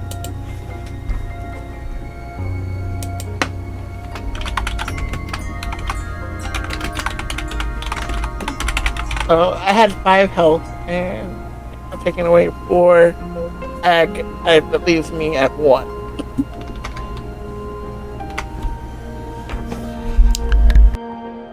So, Nikki,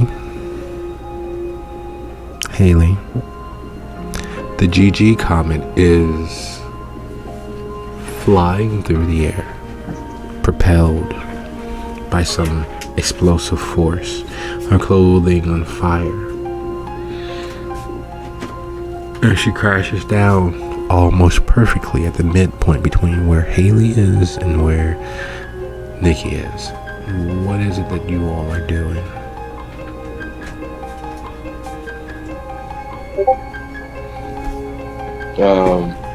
Did Nikki see where she landed?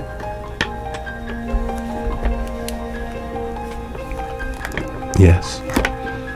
And she's gonna inch her way towards Chi-Chi.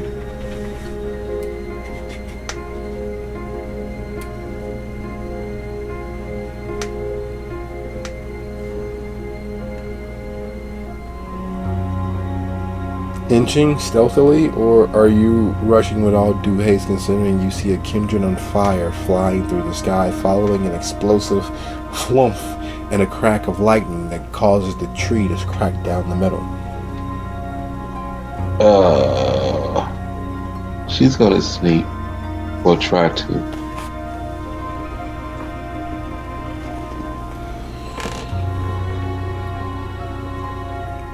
And Haley.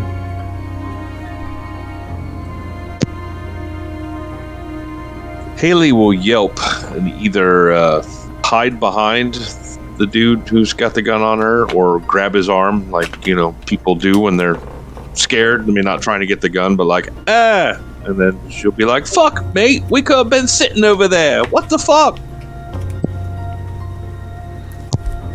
See who's got the funny phobia now?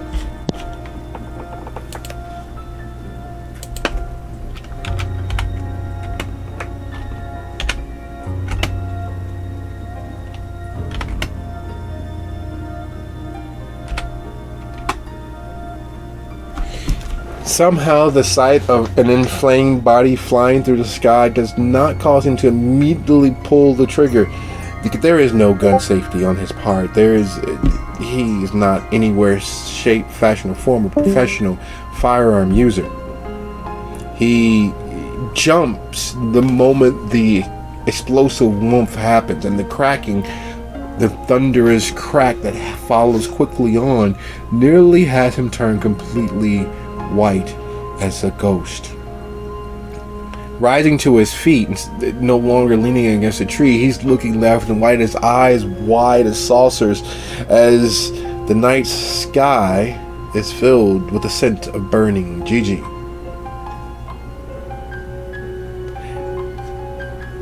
Oh my fucking god. Yeah, not your phobia, the fucking fire. Oh, we gotta get the fuck out of here. I don't know where they are. I don't care. They know where my bar is. And he wraps his hand around yours. His big meat hawk-sized hands encapsulating your wrists as he begins to move towards the flaming Gigi, but around where the wreckage of it should be to avoid the fire itself, leaning back towards the path that he knows leads out of here. Fuck that, I'm out. Come on, we gotta get out of here. Fuck that, no. I agree, they're gonna blame us. We all fuck off. I think we do better if we split up, though. They'd be looking for us together. No, you don't get it. You're still their guest, and I'm not gonna have them coming after my head for you. Let's go. You're coming back to the bar with me. You're going to stay there until they come looking for us, and we'll deal with that then. But right now, we're getting the fuck out of here. I don't know what the fuck happened with that tree. I don't know what the fuck happened with that flying witch, but we're not dealing with any of that. And Nikki, would you be so kind as to roll your dexterity and stealth, please? Your target number is 3.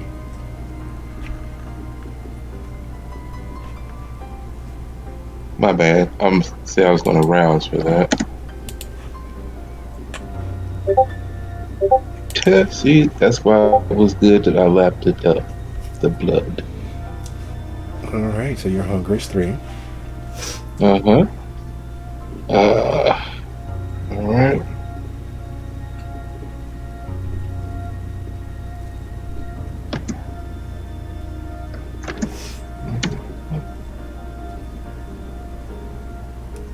3 successes. Haley, if you are attempting to keep track of the environment, you will need to meet that 3 or better to notice and discern Nikki crawling amongst the foliage. Or by rolling wits and awareness. Yes.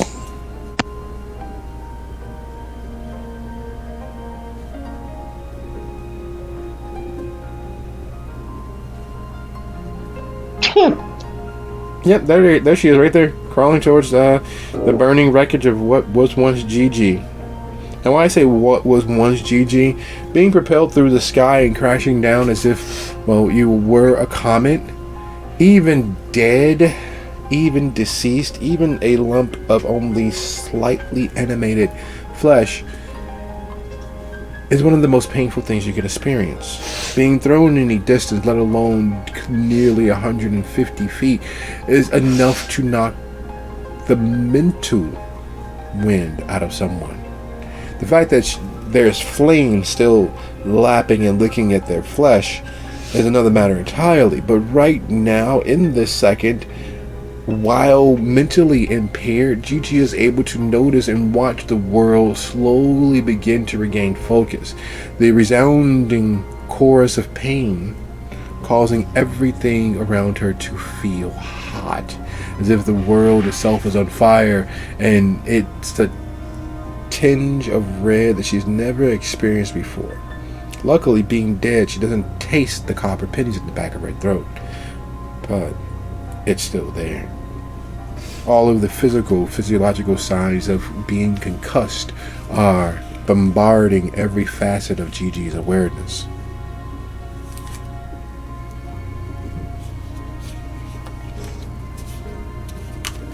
She still remembers high school or elementary school stop, drop, and roll. Since she's already on the ground, is going to very deliberately attempt to roll and put out the flames that she can. Would you be so kind as to go ahead and roll your wits plus awareness -1, because, well, the flames and not being on fire and not being permanently concussed is more important in the moment.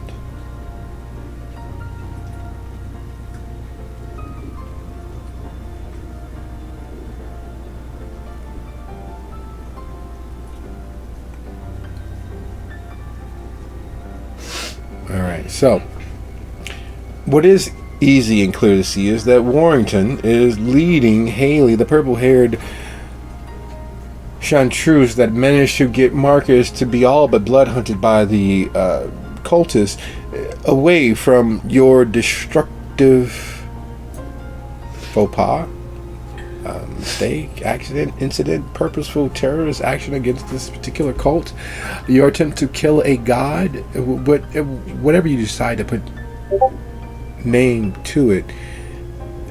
They're heading away from there. He's pulling her along as if he is, a father dragging along an unruly toddler who refuses to listen. The only thing that would make it even more complete is if he decided to lift her up by the back of her pants and carry her like luggage. But she's moving with him, throwing up a nice verbal wall of why they should split up or why they shouldn't be going, why, to distract him or to slow him down or to stop. But it is clear that she doesn't want to go with him, yet he has no intentions of letting her go.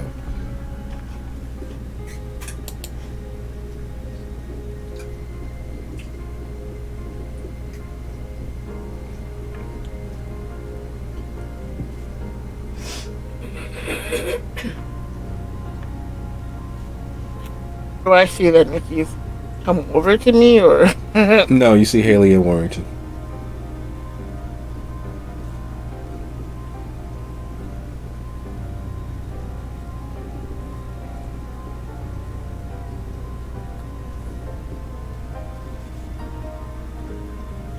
and I'm in really like no shape to try to stand up at all? I'm guessing.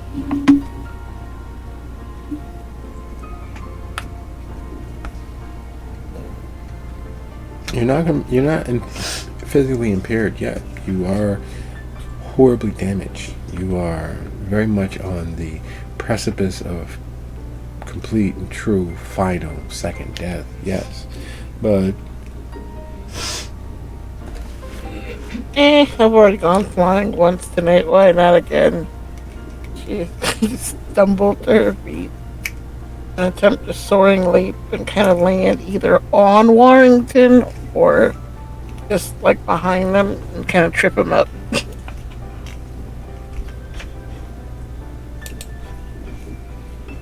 all right. Well, let's see. What will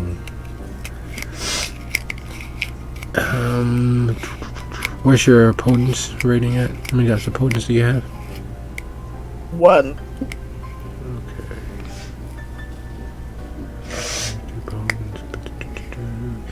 Okay. That gives you. Oh, yeah, he's very much within range. Would you be so kind as to go ahead and roll your strength plus athletics plus 1? Because it is effectively a sneak attack. No one expects the dying, burning, smoldering kindred to throw themselves bodily at someone.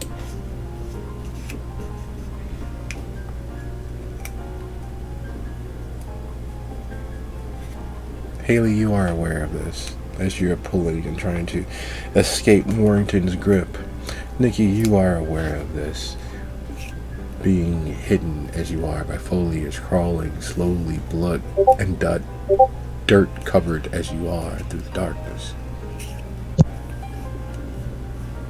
I assume this guy is kindred. Yes.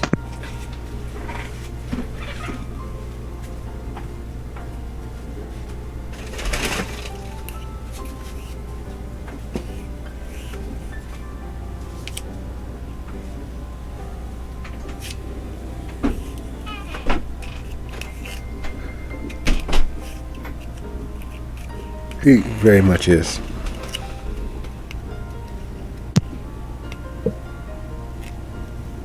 Just checking. If he's mortal, that might change her track a little bit. But as is, she just continues to be annoying. It's a track that works for her.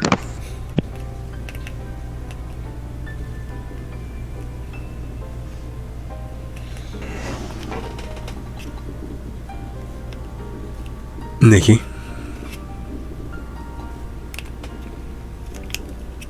Yes. As Gigi goes flying, is there anything that you are attempting to do? Again? Other than trying to make her way, I mean, has she made her way to her? Close enough to nearly touch her as she goes leaping into the air again. Okay.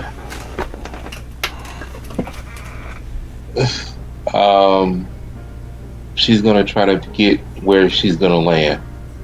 She's gonna see if she's where she's gonna land, and she's gonna go away there before she gets to the ground. Exactly how high did she jump? Oh, she looks as if she's trying to reenact a scene from that most recent movie that you saw, The Avengers, with the Hulk leaping through the sky towards... Yeah, she's there and then up, and not quite as away as she thinks, because she is flying, though she's the Buzz Lightyear version of flying. She is falling with style. Though in her case, it is falling generated by her own leaps. If she was living, and to generate the enough force necessary to send herself skyward. She'd have thighs as wide as the average thoroughbred's chest, because she is a rocketing, catapulted boulder of smoldering kindred flesh. The good thing about moving so quickly and jumping so highly is that instead of initiating more fire that she's been putting out on her back and rolling around the dirt, it keeps it from bursting completely back into flames and reigniting. However, that does nothing when body meets body, and she lands in a surprise action, feet, knees, elbow, torso first, upon Warrington, driving him to the ground, clattering the gun 2 to 3 feet further away. Haley, to escape the impending collision, or if we're going to use nautical terms, the impending elision, because technically, as quickly as Gigi is moving, Warrington is a still object.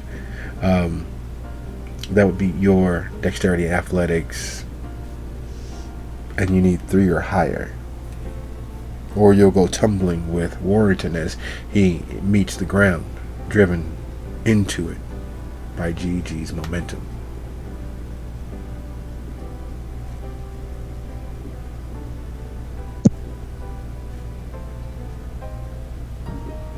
No, that was my role.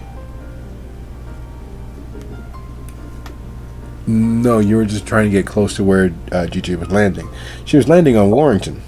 Just landing on Warrington, the gentleman from the bar, and the purple-haired, lilac-haired Haley, as they land in a tumble of limbs and bodies going willy-nilly,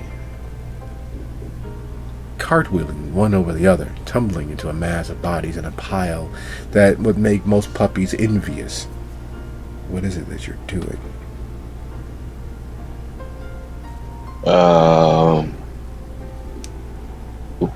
Picking up Gigi, or helping her up, or helping her. So as they splash down, dirt and limbs flying skyward, cries of pain echoing up, there is a very real mass of limbs and bodies. Gigi, Haley, Warrington, and the pain of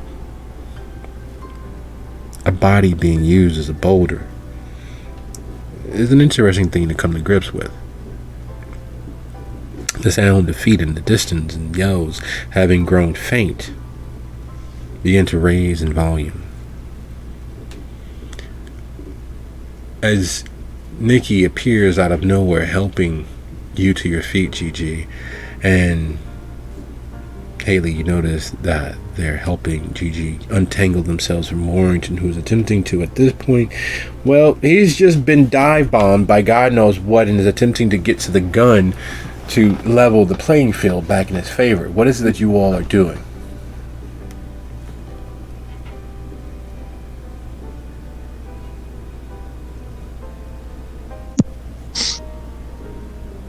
Haley will attempt to block his passage to the gun and yell, "Oh no, we've been attacked by a tree goblin! This tree is bad news, I told you!" Can you move, Fräulein?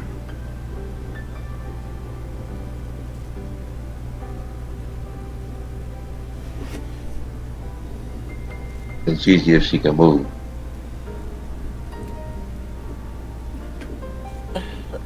But might be able to, but that'll blow their tree up. They gonna be hella mad. We need to get out of here real quick. That's the plan.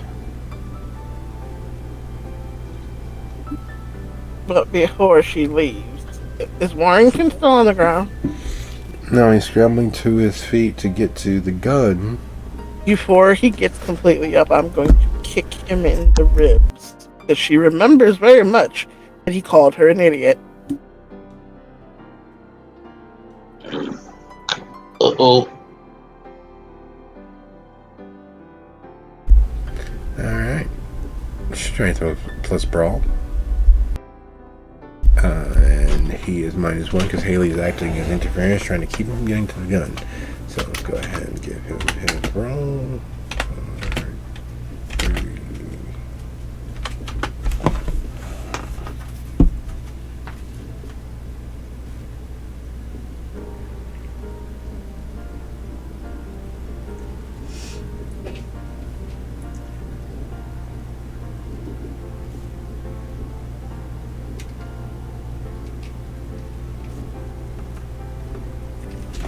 Well, that didn't work the way she wanted it to. I think she's harder than she thought.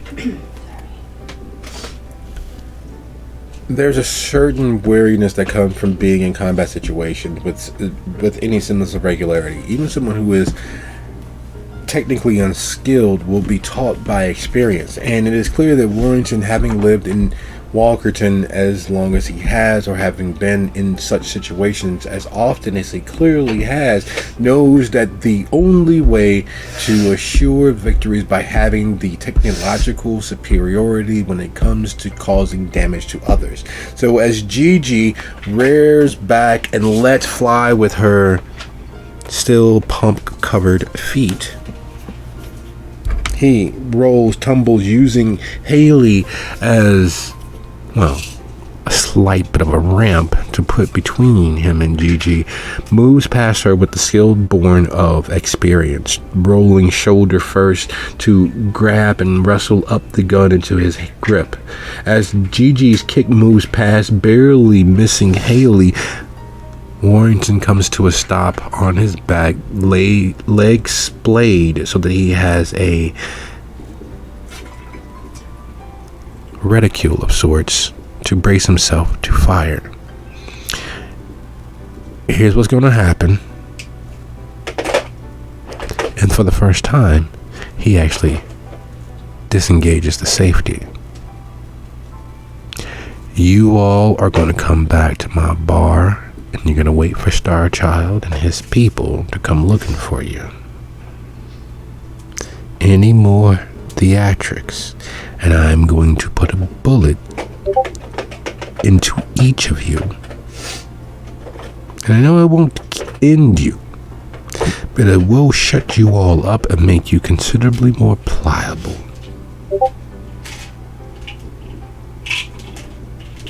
Are we clear?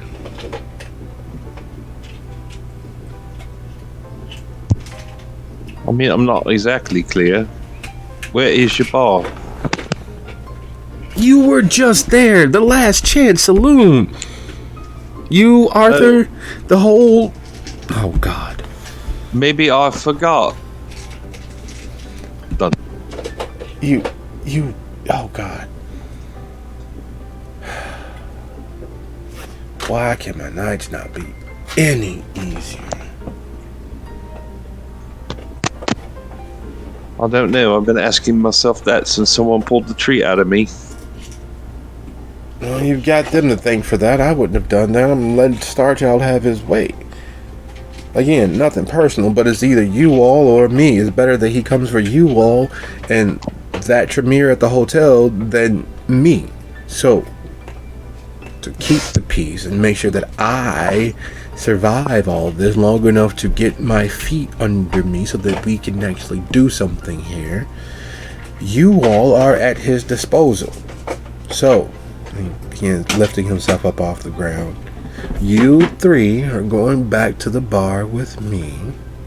When Starchild finishes finding your friends and comes looking for you, we can have a conversation with him, and maybe he'll execute some lenience on your behalves. But until then, I am not going to be held responsible for you all running willy-nilly. There were already gunshots. They were already dead, not through sacrifice. And there was already a mess, and the local hunters are already up in arms because of your actions. So, I mean, I didn't do any of that. no, but you came with Arthur, who was attempting to do much this exact same thing. And he's bloody dead now, so why can't I just piss off on my own way?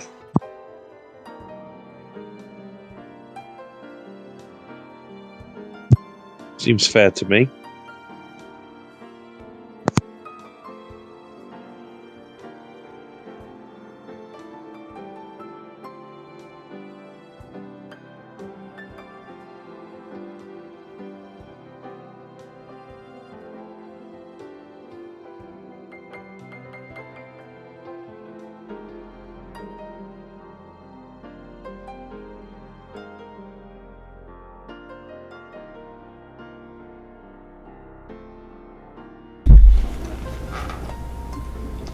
Again, it's just a business decision. It's nothing personal. You gotta understand that. I really don't care what happens to you all, as long as I'm not caught in the crossfire between Starchild and you both. You both being you anarchs and them. So, down this path, we're gonna go single file up and back out into the church and to the Last Chance Saloon. Are we clear? I mean, I could write you a check.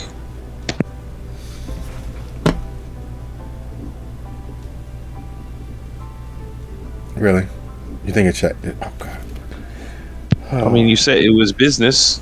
Money is good for business, right? Normally, yes. But there's no way you have enough money to get me to risk anything versus these cultists. I mean, you could move away. If I could leave, that wouldn't be an issue.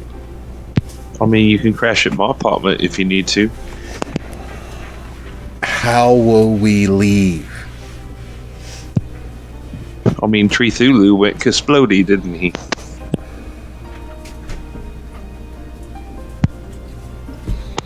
Gigi has been pretty much quiet this whole time. But at that last one, she can't help but snicker. And just shakes her head and starts walking in the direction that the guy pointed.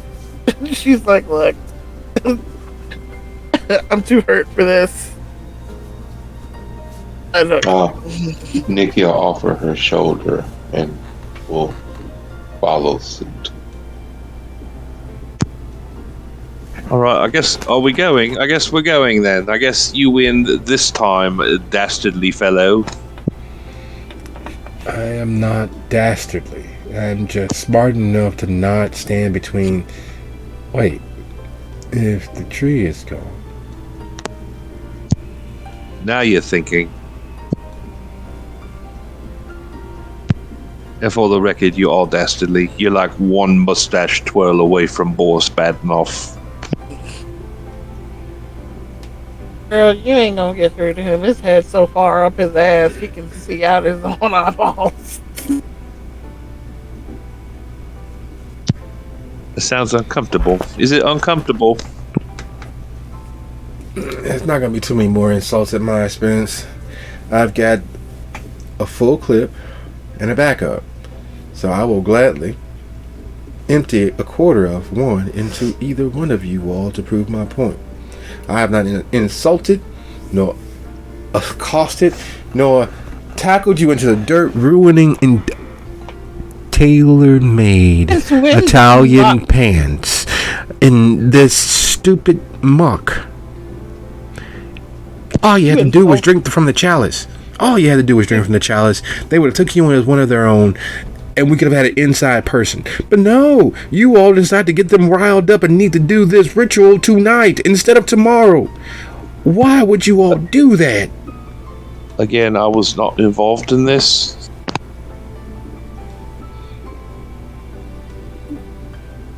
Like I said, you did insult me. And the Tremere fucking did all this stupid shit. I just went and dropped off the damn envelope.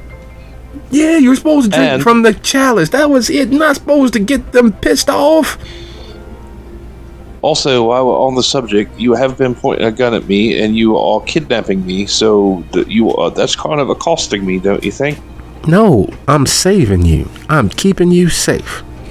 So that you can turn me over to people who want to feed me to Tree Thulu. Or they might let you join their gang. I don't want to be in their gang. Do they look like they are cool enough to hang out with me? No. Well, Starchild does have all those tattoos. I mean, it's like the guy from Maroon 5. You can go in and throw money at it, but it doesn't make you bloody cool. Wait, you got a problem with Maroon 5? I like that. I mean, have you seen his tattoos? He's like, he went in and looked at the wall and said, I'll take one of each.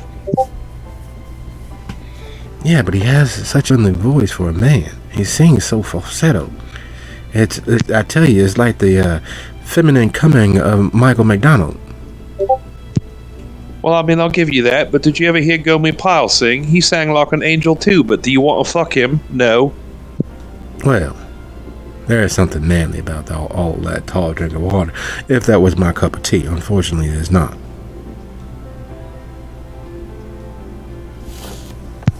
Well, let's go to your bar before they come back and blame us for blowing up their tree guard. Because you know they're going to be angry. They are. So I expect at least one of you three to no longer be here next few nights. But at least two of you might still be around.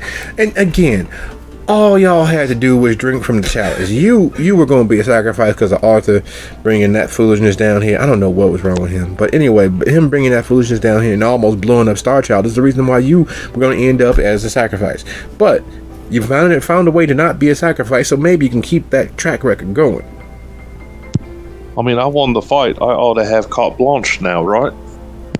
That's another good point in your favor. You should probably bring that up when they come looking for you. I can't offer you all a few victuals to keep you mostly undead, but after that point, when they come looking, I have no intentions of standing between you and them. You got to understand I look out for my own best interest in this particular case. And right now, that very much looks like them because you all done pissed them off without killing all of them. So, yeah, that's going to be hell to pay, and I'm not paying. I've got a long wallet, but it ain't long enough for all of that, now you understand? Maybe you could put it on installments. That is an option. Now, while you've all been talking and walking down the path, it makes no sense whatsoever, but after a certain point, the wall of trees to your left and right grow sparser, and stone begins to appear, not brickwork, not even something as classy as gray stone, but actual stonework that is lit with a flickering torchlight light. Literally appears from between the tree spaces and grows more solid and more consistent as you all walk. Before you realize it, you're instead of on a dirt forest floor, you're on a dusty stone floor that is in fact a ramp ascending upwards. The night sky slowly fades away and a ceiling equally made of the same volcanic sort of stone, this black, warm yet cool material, and you all begin ascending into the undercroft of a church. And from there, the ramp continues on as more and more of the church begins to appear around you out of the darkness. Now, even though you've traveled roughly 65 feet in this stone space heading up this ramp, you have not seen any sconces. You haven't seen any flickering torches, yet each and every bit of light that presents itself seems to be that sort, originated by torches or flame light, yet you haven't passed any source of light yet.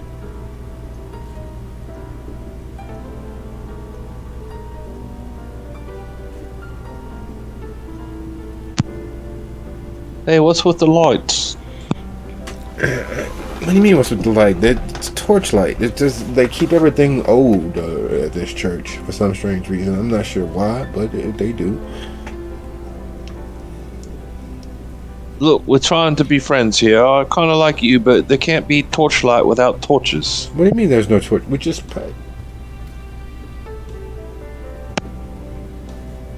He stops and looks back the way that you all came. Didn't we just... That's why I said, what is with the lights? Do you think I'll just talk to hear me self-talk? A little bit, yes. Huh. You know, I never noticed that before. I've been down there twice. You figured that'd stand out more. Interesting. I will ask Starchild how they are able to do such a thing. Maybe it's projected like they do at the drive-in. What's a drive-in? Drive-in movie. you take your car and your girl or your guy, and you drive into the movie. You have your buddies in the trunk or in the back seat, hidden by blankets, and then you all get them in for free. And you watch these movies in your car. You turn your radio to the channel they say. Usually it's like 52.9 or something like that. And you put the speaker on the window, and then you go to the concession stand, which is a building next to the bathrooms, and you get everything that you might need. Your drinks, your popcorn, your hot dogs. Though sometimes they good enough to have the nachos with the real cheese, not the spray stuff. But either way, you get your snacks and you head back to your car and you watch the movie. Usually it's a double feature that you pay for the few people you do pay for, and you have a high old time. If you stick around, we got a drive-through a little south of here, actually. It's not far from where we are now, as a matter of fact. Maybe if Star Child and them decide to let you all live, I'll take you hunting down there, because it's good eating when you can get to it. So it's like Netflix, but outside. Netflix? Sure, yeah, we'll go with that, Netflix. I thought you were gonna say cable or something real, but Netflix, yeah, sure thing. Except for you ain't gotta keep sending back the DVDs in the mail. Nobody gets DVDs anymore. You ain't got Netflix. You must got one of them other services like Blockbuster or the Redbox.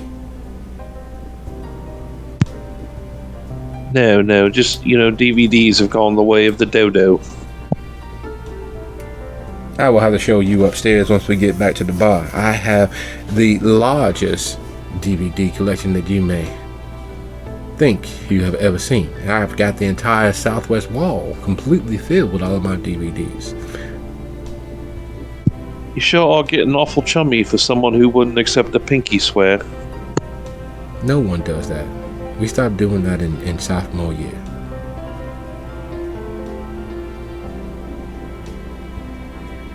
I mean, we also stopped bragging about our movie collection. Who would do that? My movie collection is only slightly larger than my record collection. I've got a Perry Cuomo signed second printing. Meanwhile, as this conversation's going on, Haley is thinking, I don't know how much more distracting I could be. Are they going to do anything? I'm guessing no.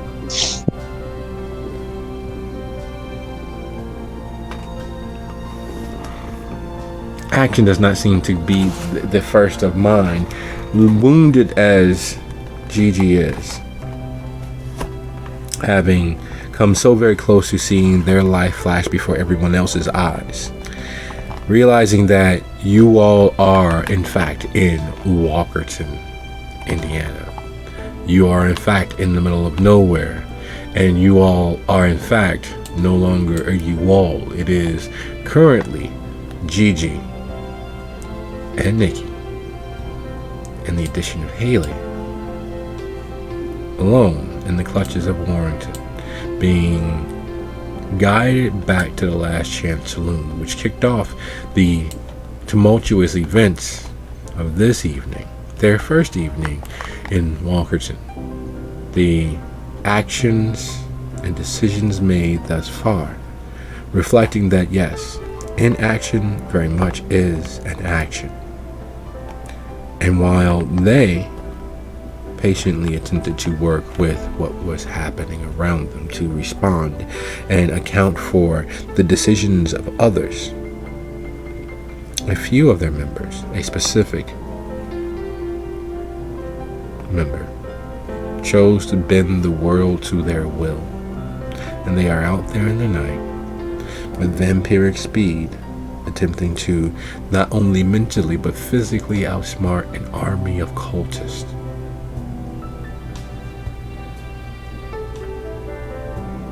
So as you all head back to the Last Chance Saloon, the name all the more apropos, currently in the clutches of Warrington, but God knows how much hell breaking loose out there in the night. would like to thank you all for a lovely session, and I will see you guys next time. This has been the season finale of Steel Hearts, Rusted Soul. Good night, everybody. Good night.